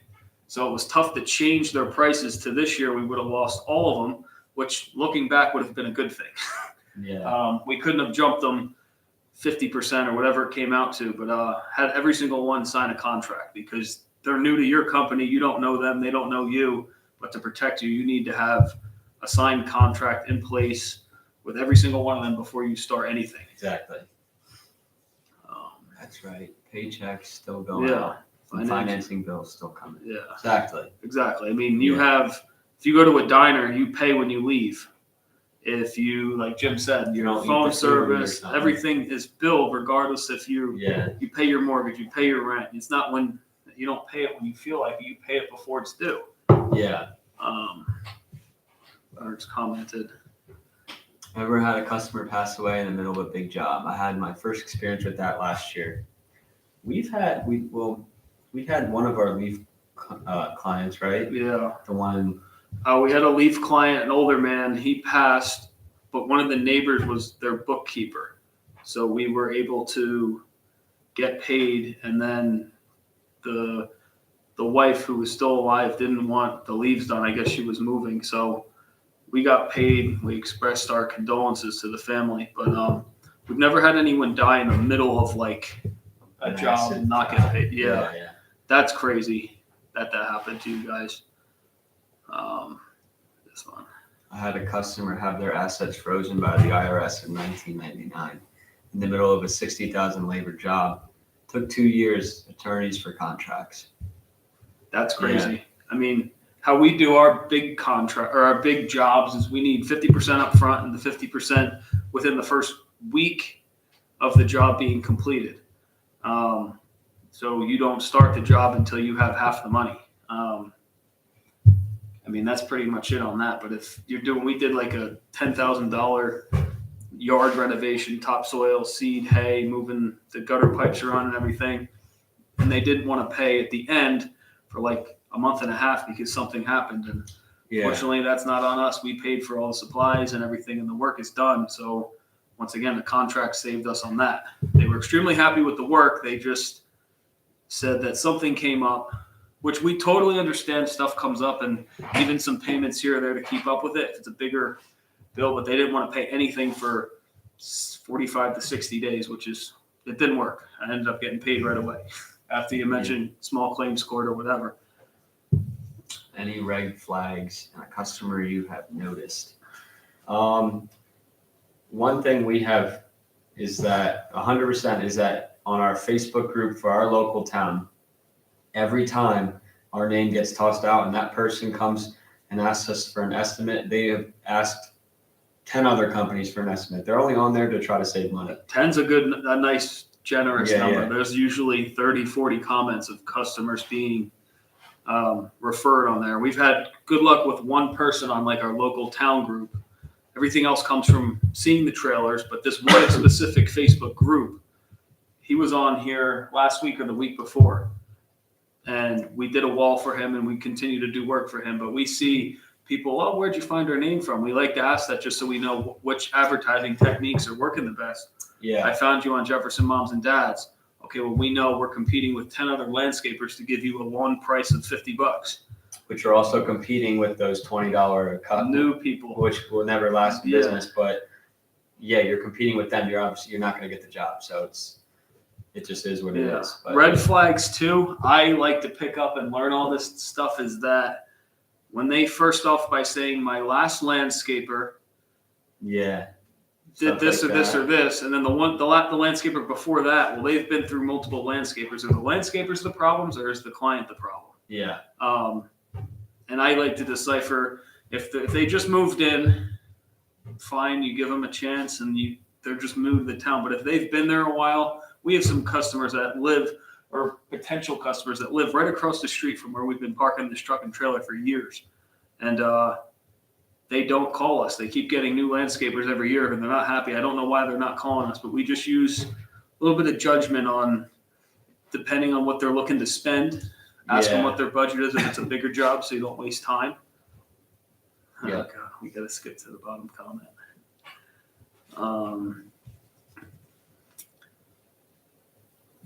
Where were we? We were. Mike is saying hi. Hey, Mike, if you're And still he on also here, said, thanks don't for trick me checking. in the giveaway. He's signing off. But we already did the giveaway. Yeah, Like we said, Patrick Patrick won. Yeah. I'm buying equipment mower, 2 trimmers, and a backpack blower. I know I can talk to you guys about it.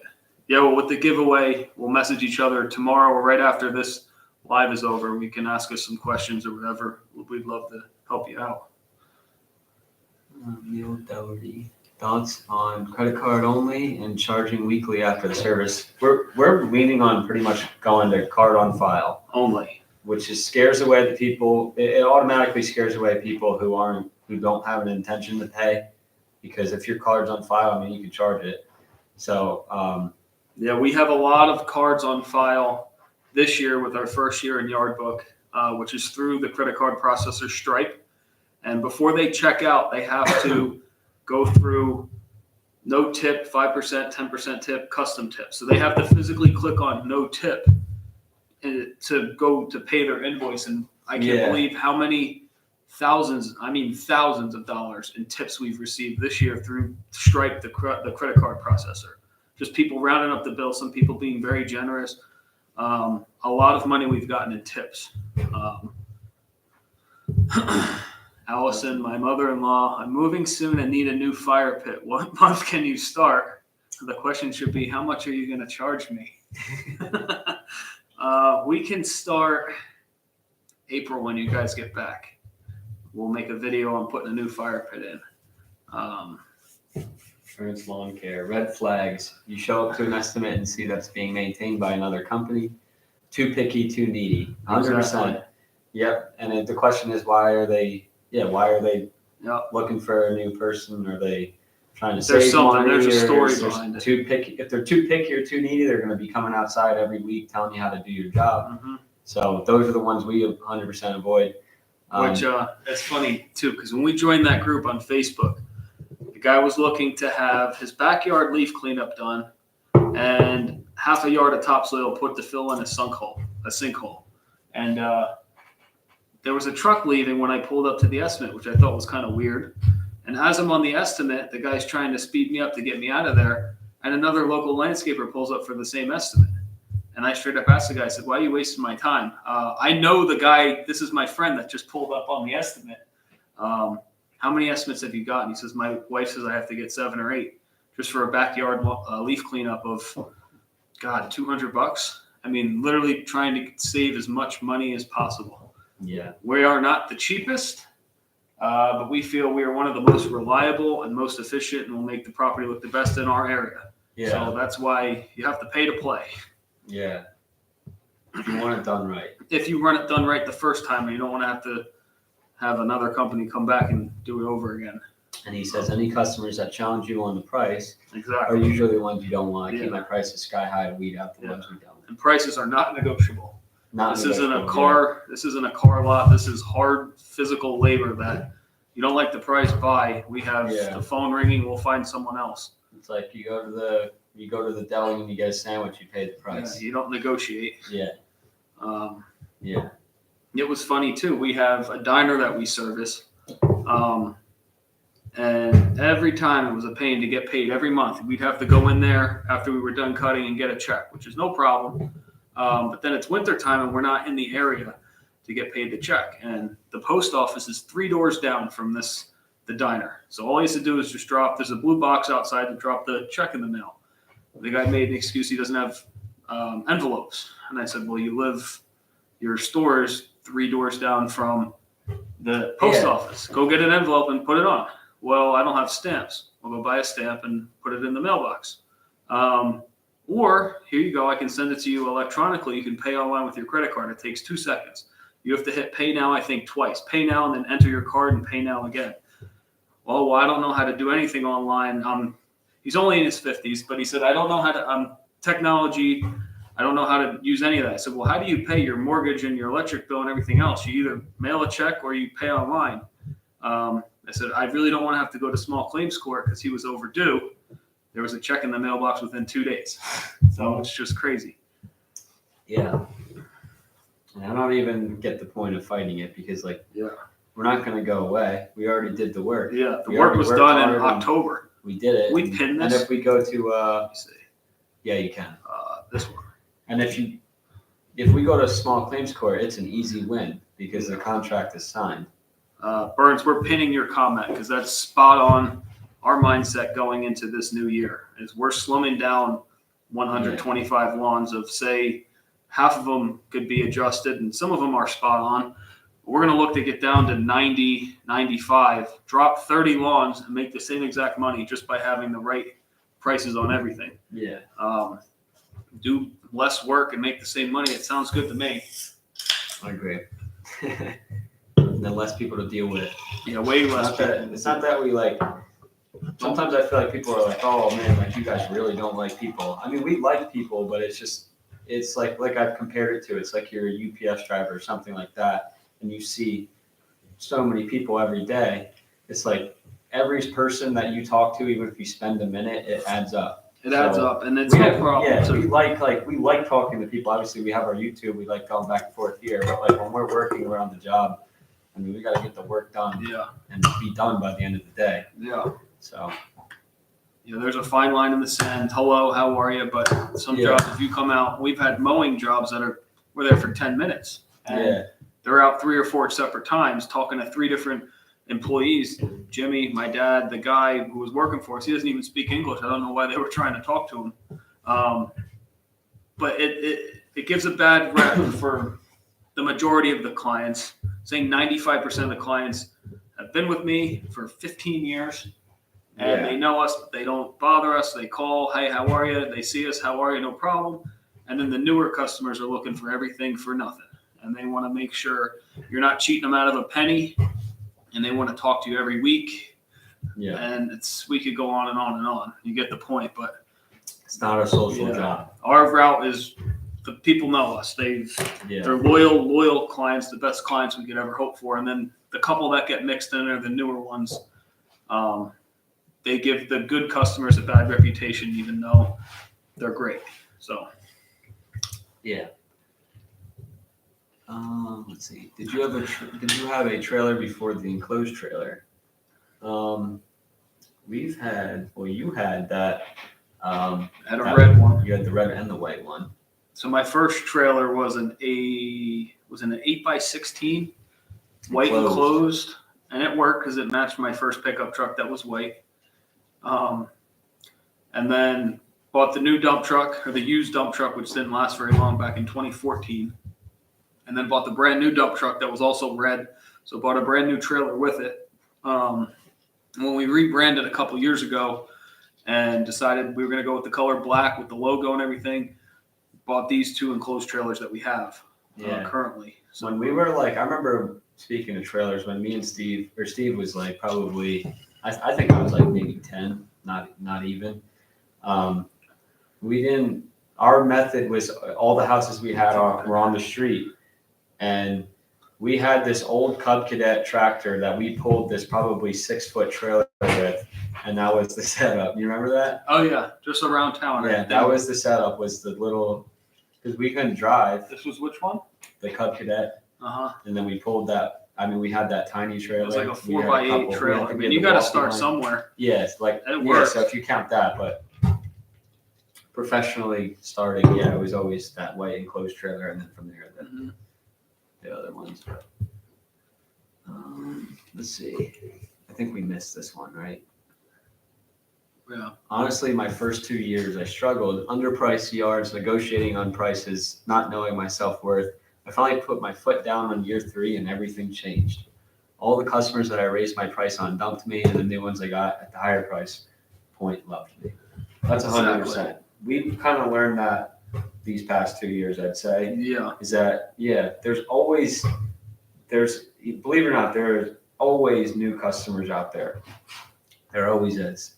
And there's always going to be the $25 yard guy that if they dump you, they're going to find him, and he's going to last for a year, and they'll come crawling back to you. And at that point, your route will be full. You won't even have a spot for them. Yeah, and the ones who pay the high price, they well, obviously they expect the work to be done, but usually they're not the ones who are nickel and diming, who are very like uptight about their lawn and They're that not, sort of thing. they're not paying for just the work to get done. They're paying on the reliability factor that you're going to show up as your schedule says you are. They can trust you to get it done. Yeah. You're going to show up with clean equipment, with not all sorts of people running all over the place, with not dressed properly. Like, you know what I mean? Like, they're going to have, they trust you. So that's what they're paying for. And then the ones that don't pay that much, I find they always have like the worst looking yard, and they're so uptight about the yard anyways, even though there's not really nothing special about it. But it seems the ones who pay the higher price, they understand what they're getting, and as long as they put their faith in us, then we'll do a good job. Which one did we leave off at? Allison said you guys are great. Goodbye. She's already off. Okay. Adam said we severely undercharged this season. We're gonna have to raise a lot of our prices. Yeah. I'm hoping that sort of more people like after like this year. This year was killer. Yeah. If you survive this year in business, you're going to be around forever. If you were able to power through this year. Yeah. But you live and you learn. So if you took a hit this year, you learn the hard way. And I think that's one of the best ways you can learn in this business, as long as you're not sacrificing too much. But you live it, you learn, you won't do the same mistake twice. And your prices have to reflect like the daily cost of like life. Like I went to lunch today, and I've been saying this to Steve, like lunch is like $20 every day. It's insane. But I mean, your prices, with a drink, with a sandwich. Yeah, and that's getting a semi-decent lunch and not making it yourself. But it has to reflect the prices of everything else. I mean, food's going up, gas is going up, the cost of just getting through life is gone up, so it has to go up. But it is what it is. Mm-hmm. Now we have 75 accounts, all high-paying accounts. I never question our prices, all pay on time, never any issues. Sounds like the picture perfect right there. Yeah. Tom Burns says to Tom, raise your prices. I've seen your work. You're worth it. You will lose people that you don't want anyways. You will gain new customers that are worth having. Exactly. Yeah. Even if you have old clients for 10 years and you finally in the same spot, some of them I've had the same prices since 2010, 11, 12. Yeah. Same price. And this year they're going to get hit with a bombshell of where the pricing should have been 5 years ago. And if they drop me, I'm really sorry, but we'll find new clients. Yeah. It's all about making money and providing for your family. You got to take care of the client too, but can't be charging, can't be doing it for free. Yeah, exactly. Yeah. There's nothing worse being on a job, being miserable because you know you're not getting paid what you're worth. Remind me about this comment. We'll tell you a funny story relating to a account we have that has 10 separate properties. I knew you were going to say that. That I bought from my dad that he didn't know what the pricing even was. A friend of his, long story short, I've been biting my tongue really, really hard since last February, since I took the account over. And yesterday was the last time I did. It's 10 properties, by the way. Yeah. 10 properties, yeah. For one price, it's all for built one into one. I'll tell you the story when we come up in a couple weeks. But yeah. What's the best way to price a lawn? Do you guys use a program to help you on pricing? We're pretty decent at just looking at the property in person and being able to give a price. But now since we've discovered this new program called Yard Book, that's not even that new. But just using that for the first year, they have this site lot measurement where you can actually, it's like Google Maps pretty much. You can pin all the corners of the property to see exactly how many acres or square foot the lawn is. And all the Facebook groups people have all their opinions on what you should charge per acre, per this or per that. It all depends on obstacles, weed whacking. I mean, you're not going to charge the same for 1 acre of flat mowing with no weed whacking that you would for an acre with trees and obstacles and bricks, all the weed whacking around. But for the majority of smaller properties, $50 minimum. $50 minimum, even if it takes you 15 seconds, it's a $50 minimum. Yeah. But as you get up from there, if it's a large field, it's nice to be able to see exactly how big it is with Yard Book or with Google Maps or whatever, and then determining your price per acre, or some people still charge hourly rates. Yeah. I don't like to ever tell the customer what my hourly rate is for anything. I like to figure in my head how many hours it's going to take them and take us to do the work, and then give the price for the job, not per hour. Because people will literally sit there with a stopwatch on their phone to see if you're working. And Yeah. I do not like when people say, for grass, I need to get $60 an hour. I see it in the group chats all the time. You're not going to make any money at $60 an hour with the fuel, and then you have to go home and send the bills out and wait for the money to come in and the repairs on the equipment. You got to have like a system in place. The business is worth more than that. Yeah. It is. I mean, we've done a lot more than that in an hour between several different properties. So Yeah, I mean, the business is worth a lot more than that. if you're moving two guys and you're on the same street, like for example, the street we grew up on, Which, yeah, we've said this last time, I think. we have 16 houses in a row. We can do all 16 in a little over 2 hours with two guys. I mean, they're all $50 minimum, so just do the math. $700-800 in 2 hours. It's a lot I of mean, money, it's yeah. a good amount of money, but then you still have to pay the employees, the fuel, and it turns out to be good money. So everyone needs to just know That's their where worth. the lawn maintenance is worth it.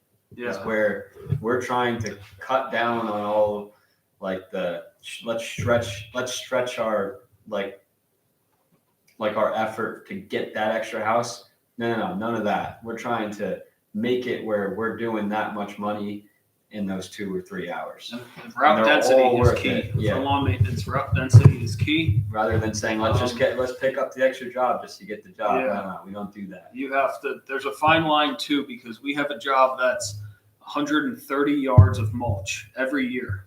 And then it's a $60 a week lawn cut, but it's 10 minutes each way off of our regular route on that specific Thursday.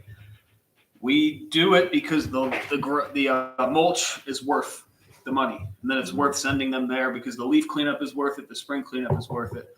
But if you're banking on making a couple $100 on their mulch, driving out of the way to get their grass, it's not worth it. Just get rid of it and find someone else within your route. Sure, yeah. I think we're getting. Where were we again on this one? No, we did those. Yeah. Okay. Oh yeah, we got this. Yeah. Prices are sky high. Average here is 75 a half acre. So we're somewhere around 150 an acre as a starting line. We kind of adjusted. Yeah, based which on was the mostly property. higher than that. Yeah, but I don't know what the terrain is up by you guys, but it's a lot more hilly, I feel like. So sometimes we have to account for that. Mhm. Weed whacking, stuff like that. But I'd say we're very close. Mhm. Um, You guys are over 100 an hour. yeah. Yeah, and we have to be just with the expenses involved. I mean, you got to take. I've learned this in the past year alone. It's just you have to take your every single expense: business insurance, vehicle insurance, your daily fuel, your machine expense. Even if it's paid for, it still has an expense to it because you have to keep up with the maintenance on it. Yeah. You take in consideration the invoicing, receiving the money, the time to receive the money, paying your employees, everything. And once you break down all those things, you realize, oh my goodness, I'm not charging enough. So And we try to stay away from the like we said, we don't keep our everything in mind based on an hour, like dollars per hour. I think it's because of the way that we work based on how we priced out the properties. Because like we said, we'll have a guy driving the mower to the next property by the time the guy is done weed whack and blow off, and then he gets to the next property. Like the way that we do it, it's like a roller coaster. It just goes and goes and goes until we're done. And then, I mean, we do so many houses that way that we're not even focused on the hourly like rate because we know we're making money on every single property regardless of what the situation is. 5 yeah. tool breaks. What's up, guys? Thanks for watching. I think you're new, or you've been watching for a few months, but we haven't seen you on here yet, I don't think. Yeah. But thanks for watching. You're at 140 an hour. That's basically right around where we're at with lawn maintenance. and just learning from mistakes over the past couple of years, we're trying to set other pieces of equipment with an hourly rate in our head so we know what to charge for the job. Yeah. So, for example, the hurricane blower or the Skag windstorm, we know $400 to $500 an hour to do the leaves because we're only going to be there for 15, 20 minutes, 30 minutes, whatever it comes out to. And it's sort of lining up to right where we should be charging. So if we told the customer we're $500 an hour with our stand-on blower, they're going to say you're crazy. Yeah. But like it said, if you're blowing the leaves in the woods, you're there for 15 minutes. You charge $100. Like then we adjust it from there. You're not going to charge $100 for a cleanup, even if it's 15 minutes. But you'll have guys that have 6 backpack blowers. I mean, the machines replace so much, so it's just like a catch and play a little bit. Mm-hmm. West Alabama. Patrick says in New York. I have an idea. Where's that? Oh, Jenna said. They were talking to each other. Let's go, boys. Loving the hourly rates. Thank you. It's just you see the group chats. You see people. I'm at $40 a man hour. Yeah. They're not going to last, unfortunately. Yeah, exactly. They could be the hardest working person on the planet. That just with the expenses that are involved. Yeah. When it comes to the end of the year and they look back at their numbers, that's why I like to keep up with the numbers literally every day to see where we're at. We can see what we're doing. Yeah. And like I said before, we don't base it solely off that dollar per hour, but we have an idea in our head of what we know we can make and what we want to make. Mm-hmm. So that's kind of how we run it. But like I said, we're gonna do all of these videos coming up like in the new year on how we do our business strategies, and so that you guys can learn. And or maybe you have more knowledge than us, you can share knowledge with us, so that everybody learns what the best way of doing it is. Because we learn something new every day. We're trying to figure out what we want to do. But we also share our information with everybody else. Also, we no longer accept biweekly accounts. Made that mistake. Biweeklies are absolutely horrific. Going into last year, we had maybe 15 biweeklies, and the rest were weeklies, and we dropped that number right down to 5. And the reason we still have those 5 biweeklies is because one's a lake community that's a ton of grass. And it's worth it. It's totally worth the price we charge biweekly, and it doesn't grow. Even if it rains every day in the summer like it did a couple of years ago, it doesn't grow. So that's a biweekly account, and then maybe we don't even have 5. Maybe there's 3 or 4, but the 3 or 4 are like they're worth it. They're only worth it because they're big. And you never see them. And you never see any problems. Yeah, and the price we charge for them is more than worth it. But going forward, not a single biweekly account will we take on. Yeah. Regardless of what it is, we'll convince them to sign weekly or find someone else. Yeah. South Connecticut. Yeah, I've never seen your lives before. People here local don't understand that they're paying for more than labor per hour. They're paying for skill and experience. 100%. Yeah, you're paying for somebody who knows what they're doing, who will get the job done, who will be there every single time. And they're paying for experience because and they're not there to just make a quick buck and move on, and then you'll never hear from them again or something like that. Yeah. I mean, they're there to earn your business, but also do the service right. And be a recurrent client. Yeah, exactly. That will be the recurrent landscaper. That they're paying for reliability too. It's funny that you said they're paying for skill and experience. Have you ever seen, I don't know if it's a TikTok or an Instagram post it says it was a big ship and nobody could fix it. They called 20 different people in to try and fix the ship. They couldn't get it fixed. They called one guy. It was a joke. He tapped it with a hammer and he got it working. Took him 5 seconds. He charged $5,000 for this multi-billion-dollar ship or whatever. And it says it doesn't matter how long it takes. You're paying for education and experience. That guy knew exactly where to hit with that hammer to get the thing fixed that 40 other people couldn't fix it. Yeah. So you're paying for skill and experience. Skill and experience, It's exactly. like a doctor too. I mean, they get paid a lot, but they also have done the training. They know what they're doing. I mean, I wouldn't let any random person who didn't know what they were doing operate. Mm-hmm. So it's the same thing across the board, whatever job it is. And when you get those $25 an hour lawns, and you see they just started, you see the guy weed whacking the siding, the guy shooting the grass clippings towards the window of the house. Mhm. They charge you $25. Well, guess what? When the window breaks, they're leaving because they don't have insurance, Yeah. and you got what you paid for. Yeah. Yeah. Patrick says he'd like to sit down with us and go over all this. So I also want to say something too, is that we have a Facebook group for anybody who's on right now. We only have. They don't have that many people, but the goal is that we would like to do these consultation sort of things, answer these sort of questions so that we can break all of this stuff down so that it's very easy to see what we're seeing. And if you want to join that group, it would help us, but Yeah. for sure we'd love to do consultations because that was one of our goals over the winter. Right now, Just doing it's going to be free consultations for now. Yeah. And if we can scale this thing higher, it'll be a paid consultation. But like you said, the group only has a few people in it because we just started it. Yeah, so we want to do that. If you're curious, I forget what the group is called, but when we give you the because we made it, we didn't do yeah, anything with we it. didn't do much of it. But I could find it real quick. Yeah, when we give them the giveaway too, we can do give it to them.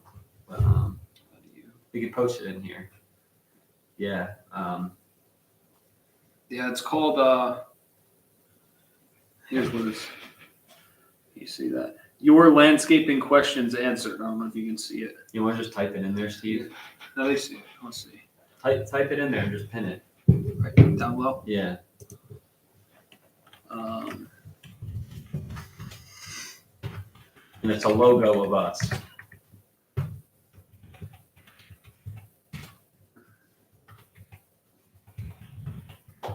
And the whole point of the group too is that, like, even we learn too. Everybody learns stuff. we learned a Yeah. good chunk of our stuff by trial and error, by learning it the hard way. But then there is a lot of substantial stuff we've learned from Facebook groups, Yeah. YouTube videos. The only problem is that sometimes on the Facebook group, you get people who don't take the questions serious, and they kind of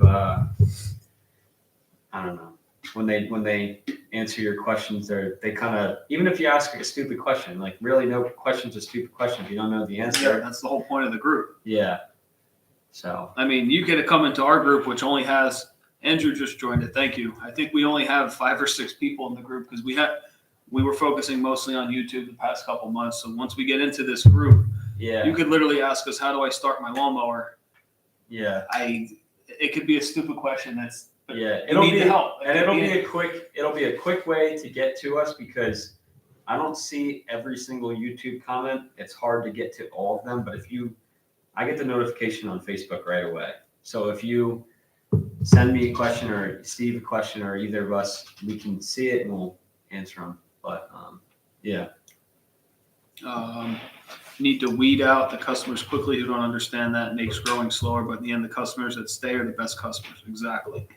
Like we said, we've had customers from when I started riding my bike around 2006 or so. I still have the same clients. Some of them still need to have the prices adjusted or whatever, but the ones like having them for 15 years or something, and they are priced right and they're still with me, shows that they trust me. Some of them I haven't even seen in 10 years because they're just never home. They're at work and they don't care. They pay us and everything's great.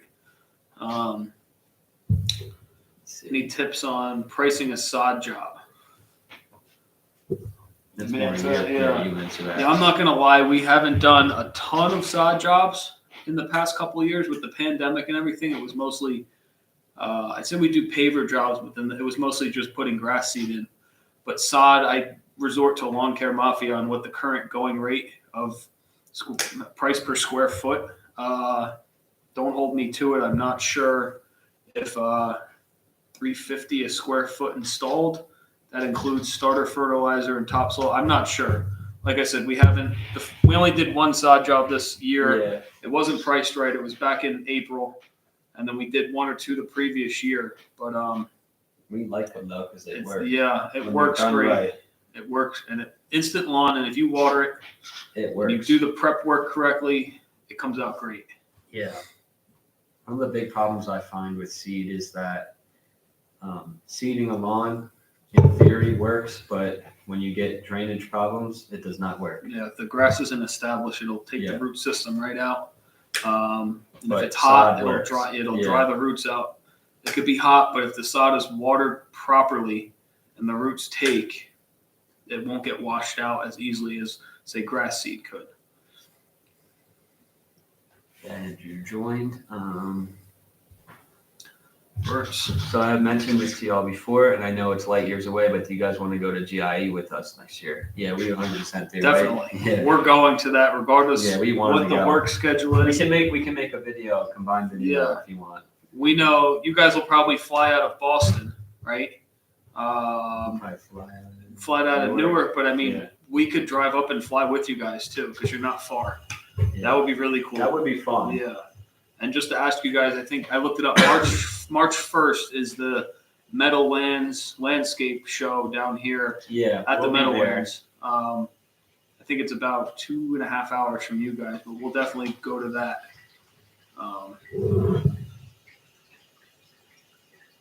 Let's see. 5 tools. You can't forget the prep price, topsoil amount of cutting and sod. Exactly. You got to cut around the sprinkler heads. You got to cut around obstacles, making the bed and everything. And I've found either, like a lot of people use a razor blade to cut the sod. We like to use an axe, a fine cutting axe. Just bang, bang, bang, bang, bang. Yeah, it's And then very come quick. along with the weed whacker at the end and make a nice quick edge, nice clean edge. Works nice. My friend Randy from Countryside rented an Airbnb cheap. Sounds like a nice option. Yeah, once we get together in a couple weeks, we can definitely talk Figure it out. plan it out. Yeah. We're going this Airbnbs year. aren't bad. They're cheap. Yeah. Yeah. We drove from Connecticut. It was 13 hours. Yeah. New Jersey is about 12 hours. I looked into it this year. It was just tough because we didn't have any help, and we were full force with leaves, and we're over our head with leaves and not enough help. But next year, it doesn't matter. We're gonna go. going. Yeah.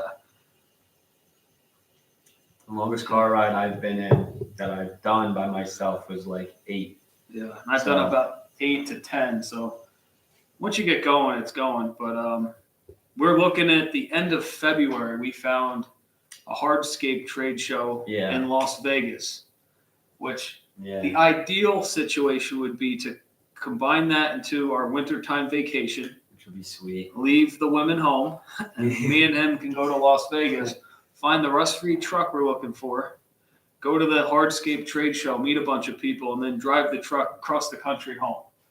That would be fun. ideal. Vegas is a cool place. Yeah. I was there once, but I was underage, unfortunately. But yeah, it was cool though. There's so much stuff going on.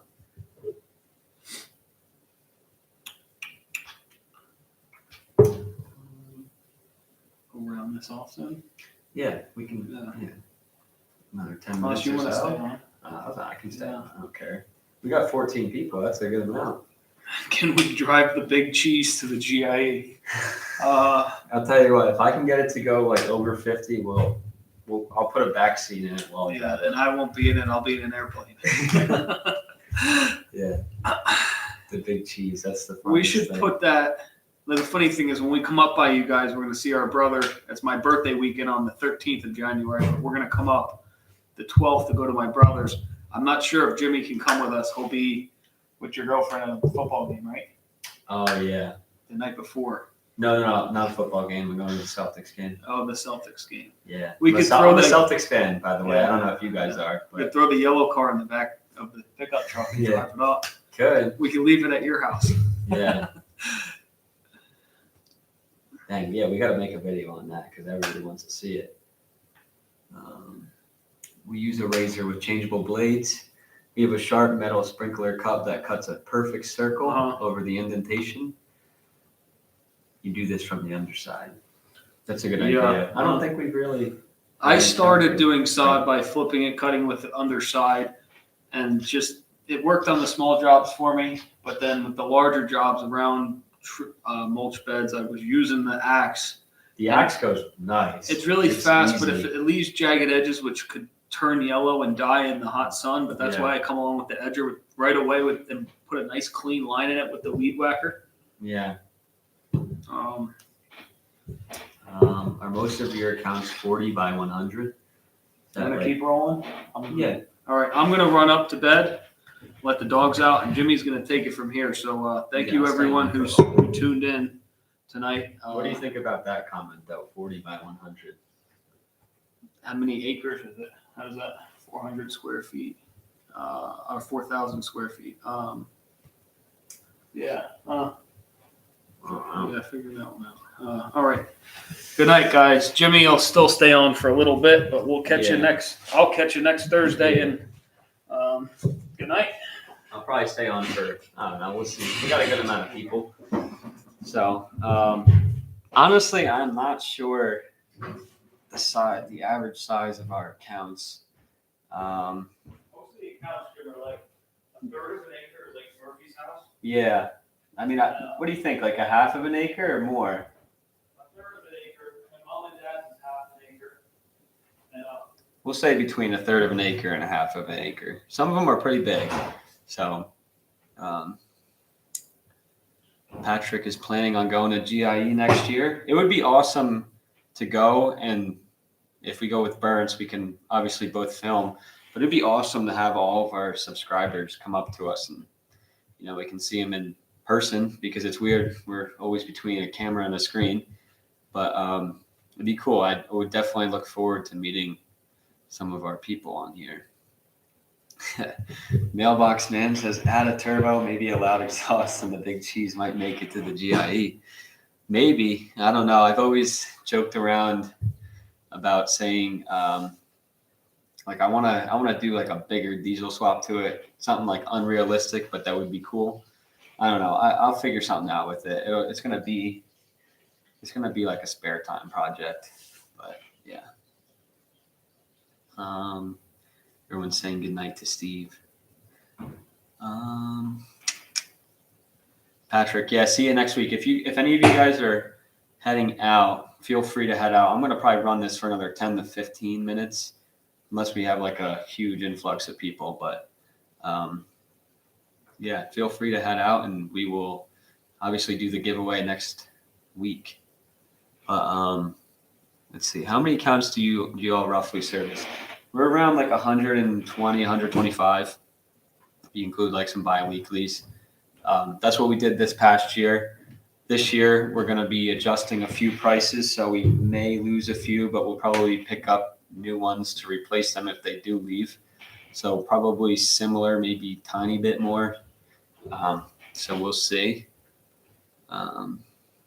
Patrick says we all should try to plan something for renting houses for next year or something. That would be really cool. I've seen, like for truck shows, I follow some of the, like the bigger truck people, and they all get together, they rent an Airbnb, and it seems like an awesome time. That would be actually insane. If we did something like that, that would be a lot of fun. But that's definitely an option. As we get closer, we'll figure something out. Brian says, hey, what's up? What's up, Brian? How you doing? Thanks for tuning in. Andrew says, we were at 150 this year, working to downsize that. Too many headaches. Yeah, it gets tough. It gets to the point of where, there's a lot going on. You're dealing with a lot of different people. You obviously had more than we did. Depends on what type of clients you get. Some people are just a total pain in the butt, but you get those really good clients who pay on time. You never see them, so you got to kind of pick and choose. But it's tough when you have that many lawns and everything's going on. It's just a lot to pick and go through. So I totally understand that. Patrick says, I know Randy and Sean Spencer do something like that with other lawn care company owners. Yeah, it would be cool. Like I said, I've seen other people do it for other occasions like truck shows and stuff like that. So it's definitely a cool thing. And I'm excited. Me and Steve have never gone, but we're definitely going this year. So we've gone to the other ones, but like not the big one. So we're definitely excited, and it'd be awesome because just the turnout would be, I already know it's going to be insane. And lately we've been getting a great turnout pretty much every video we've been putting out. The comments have been excellent. So I know there's people who have been keeping up with everything that we do, and that's kind of why we do the lives too, so we can keep up with what other people are doing. 5 tool breaks. Nice, that's a pretty healthy amount. We're around 80 with more landscaping increasing. Yeah, that's still a good amount, and more landscaping the better, because that means you're making more money. Do you go to the New York Auto Show in New York City? No, I don't. I've never even heard of that, actually. When is that? Because I like going. I went to one show, but I like looking at shows. I would 100% be interested in going to any auto shows that anybody recommends, because I am, if you haven't been able to tell by now, I'm fascinated by trucks, cars. I love everything about them. And it's kind of like weird that I'm even like, in this landscaping business. But I love doing landscaping. I love working hard. I like working with my hands. So that's why I do it. And I also do it because all of the maintenance and repairs and everything, I get to do them. So I love doing everything that's involved with that. But Maddie says, what is the strategy for this year to increase hardscaping jobs? Well, now that I'm on 100% from the get-go this year, we know what we can handle. So we are going to advertise that right from the beginning, because a lot of people pick and choose their projects right from the get-go. So that's what we're going to be doing, is advertising that. And I think that'll get us more than enough of what we want out of those hardscaping jobs. We already actually have 2 lined up. Both of them are family members, but everybody always wants hardscaping done. It's just a matter of the price. So hopefully we get more when we advertise, and we do some estimates. We'll get some jobs. Patrick, the auto show is in April. I haven't been there in years. Oh, wow. Well, I will definitely look into it. I'm going to actually put that on my reminders right now. I made a reminder before. Burns Lawn Care has been telling me to check out Patty Mayo, so I will check out the New York City Auto Show.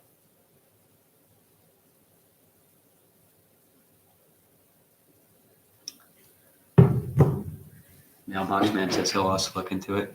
Siggy's Lawn and Landscape says hi. That's probably Steve from his phone now. He's spectating.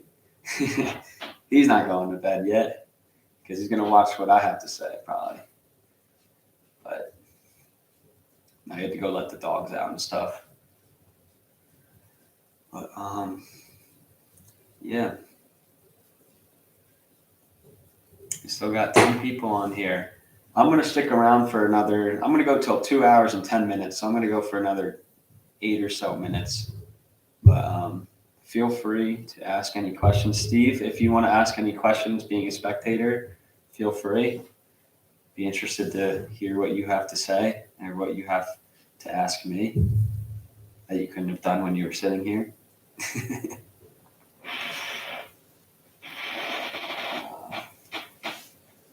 I also forgot to mention, if anybody is new and they're watching right now, we did the giveaway earlier tonight and Patrick won. What I did was I had a number picked beforehand, and that was the order of the comments came in, and his happened to be the number. So we're going to do giveaways every Thursday though. So definitely come back next week if you want to be entered to win. Have you ever had someone fire you in the middle of a job?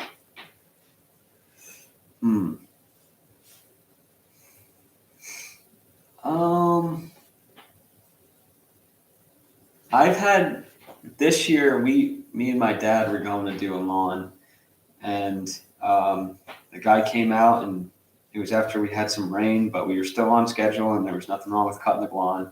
And like his lawn being cut in the rain or after the rain. And then he said, I believe we still had 2 weeks left to cutting before we got the fall cleanups. And he said, that's it, we're done, no more. You guys are good for the season. And we still had 2 cuts. I mean, it was on contract, but it was a count that we thought, for 2 weeks, whatever, we'll bite the bullet and we won't do the 2 cuts and collect the money for those 2 cuts. But yeah, I guess if you consider that, I'm sure Steve has more stories, but I probably wasn't there for him. Steve says, "Do you like working with Ziggy's Lawn and Landscape?" Yeah, I do. It was a good choice. It's been great so far. I'm sure it's going to continue to be great. We got a lot to do. So, Andrew says, "My girlfriend wants to know what kind of dog you guys have." So Steve has like a total mutt of a dog, and Jenna has a Bernese Mountain Dog. So those are both the dogs that are here, and they're complete opposite because the Bernese Mountain Dog is huge, and the mutt is not that big, and she's like a pain in the butt sometimes with barking and stuff. But yeah, they're good dogs. How old are the dogs? I think they're 3 or 4. I forget. Steve, you better comment on that one. I don't know. They're not my dogs. 2 Goldens, yeah. Goldens are. I like them. They're nice dogs. They're good looking dogs too.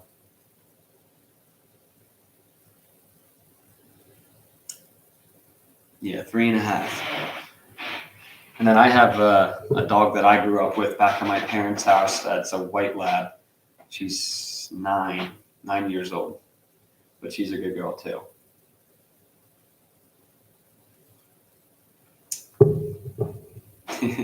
Goldens are very popular where I live. It's funny, this is becoming the dog channel now, I guess. That's fun. I love dogs. They're great. All right, looks like we are winding down. We only have about 6 people left, and I'll probably sign off now because we only got like 3 minutes left. If anybody has any last minute questions, feel free to shoot them.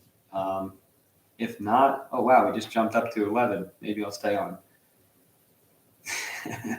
Feel free though to shoot any questions and I'll answer them and then we can wrap it up. Andrew says, "Take it easy." You as well. Thanks for tuning in tonight. Feel free to come back next week and enter in the giveaway once again.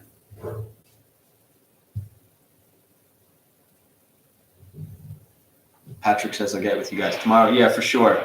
Send us a DM on Instagram. That works 100%. Whatever form of contact you want, just get in touch with us and we'll get you the gift card tomorrow.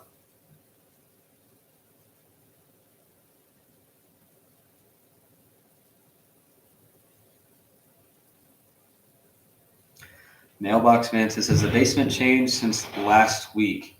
Progress is always good." Yeah, so I've been kind of doing something different every week, I think. The lights, I added the TV and the lights going around. Those were the past 2 weeks, I think. I put the t-shirt up over there, this just today. So I wanted to add something. And what I want to do is, eventually I want to have all of our subscribers, if they have like a logo, a sticker, or something, even if it's a design, if you send me it or somehow you can send me a sticker, if you send me your design, I'll print it, I'll put it on the wall, something like that. We want to fill this entire wall up so that when we have like live streams and videos, it's the people who have been supporting us are on the wall. That would be awesome. So that's something that we do want to do. So if anybody's interested in doing that, definitely if you want to get in contact with us or send us a design, send us a sticker or something like that, we'd love that. We'd slap it right up on the wall for the next live stream. Patrick says he thinks he has us on Facebook. Okay, yeah, that works fine too. Facebook is great. Brent says, "Have you ever thought of starting like a group chat forum like Discord?" Honestly, I'm not that familiar with Discord, but possibly. We opened up the Facebook group because I know that's kind of like a forum back and forth where you can ask questions and stuff. But I never thought about Discord. Interesting. What about you guys? Have you thought about that? Are you guys planning on doing something like that?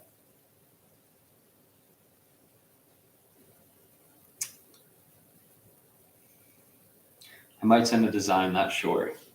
Yeah, if you want to send a design, feel free. If you don't, it's okay. But we're open to accepting designs and filling up the wall. One day we'll get there.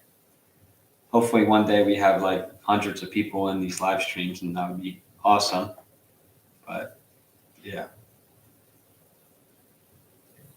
All right, I'll give it another minute. So if anybody has any last minute questions, feel free once again to shoot them out. If not, feel free to head out, and we'll see you guys live next Thursday. But we have a video planned for tomorrow, and this normal schedule will occur next week as well.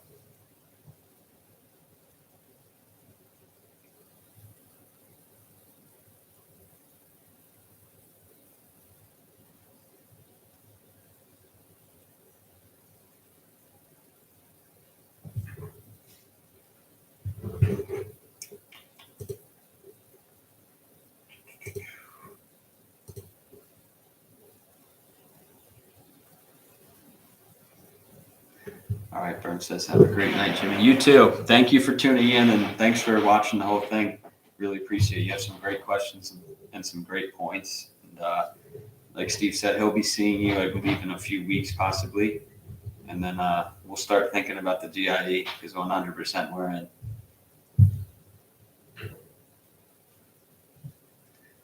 All right, everyone. I am going to officially sign off. Oh, actually, okay, we got one more question real quick. When did you get the big cheese? I got it. I got that in June, I think, like the first week in June. And it was like I saw it on Craigslist and it was the coolest thing, so I had to buy it. But yeah, that's when I got it. And, are you gonna be with Steve? Possibly. I'm going to a Boston Celtics game in Brooklyn the day of. So I don't know. We'll see. If I can make it, I would love to be there. But if not, I mean, I guess I'll see you for GIE, or maybe even sooner if we go to if you guys come down to the one here. Yeah. All right, everyone. I'm going to officially sign off. Thank you so much for a great live stream. I will see you guys all next Thursday back live. I'll see you guys all in my videos, though, coming up. Thank you.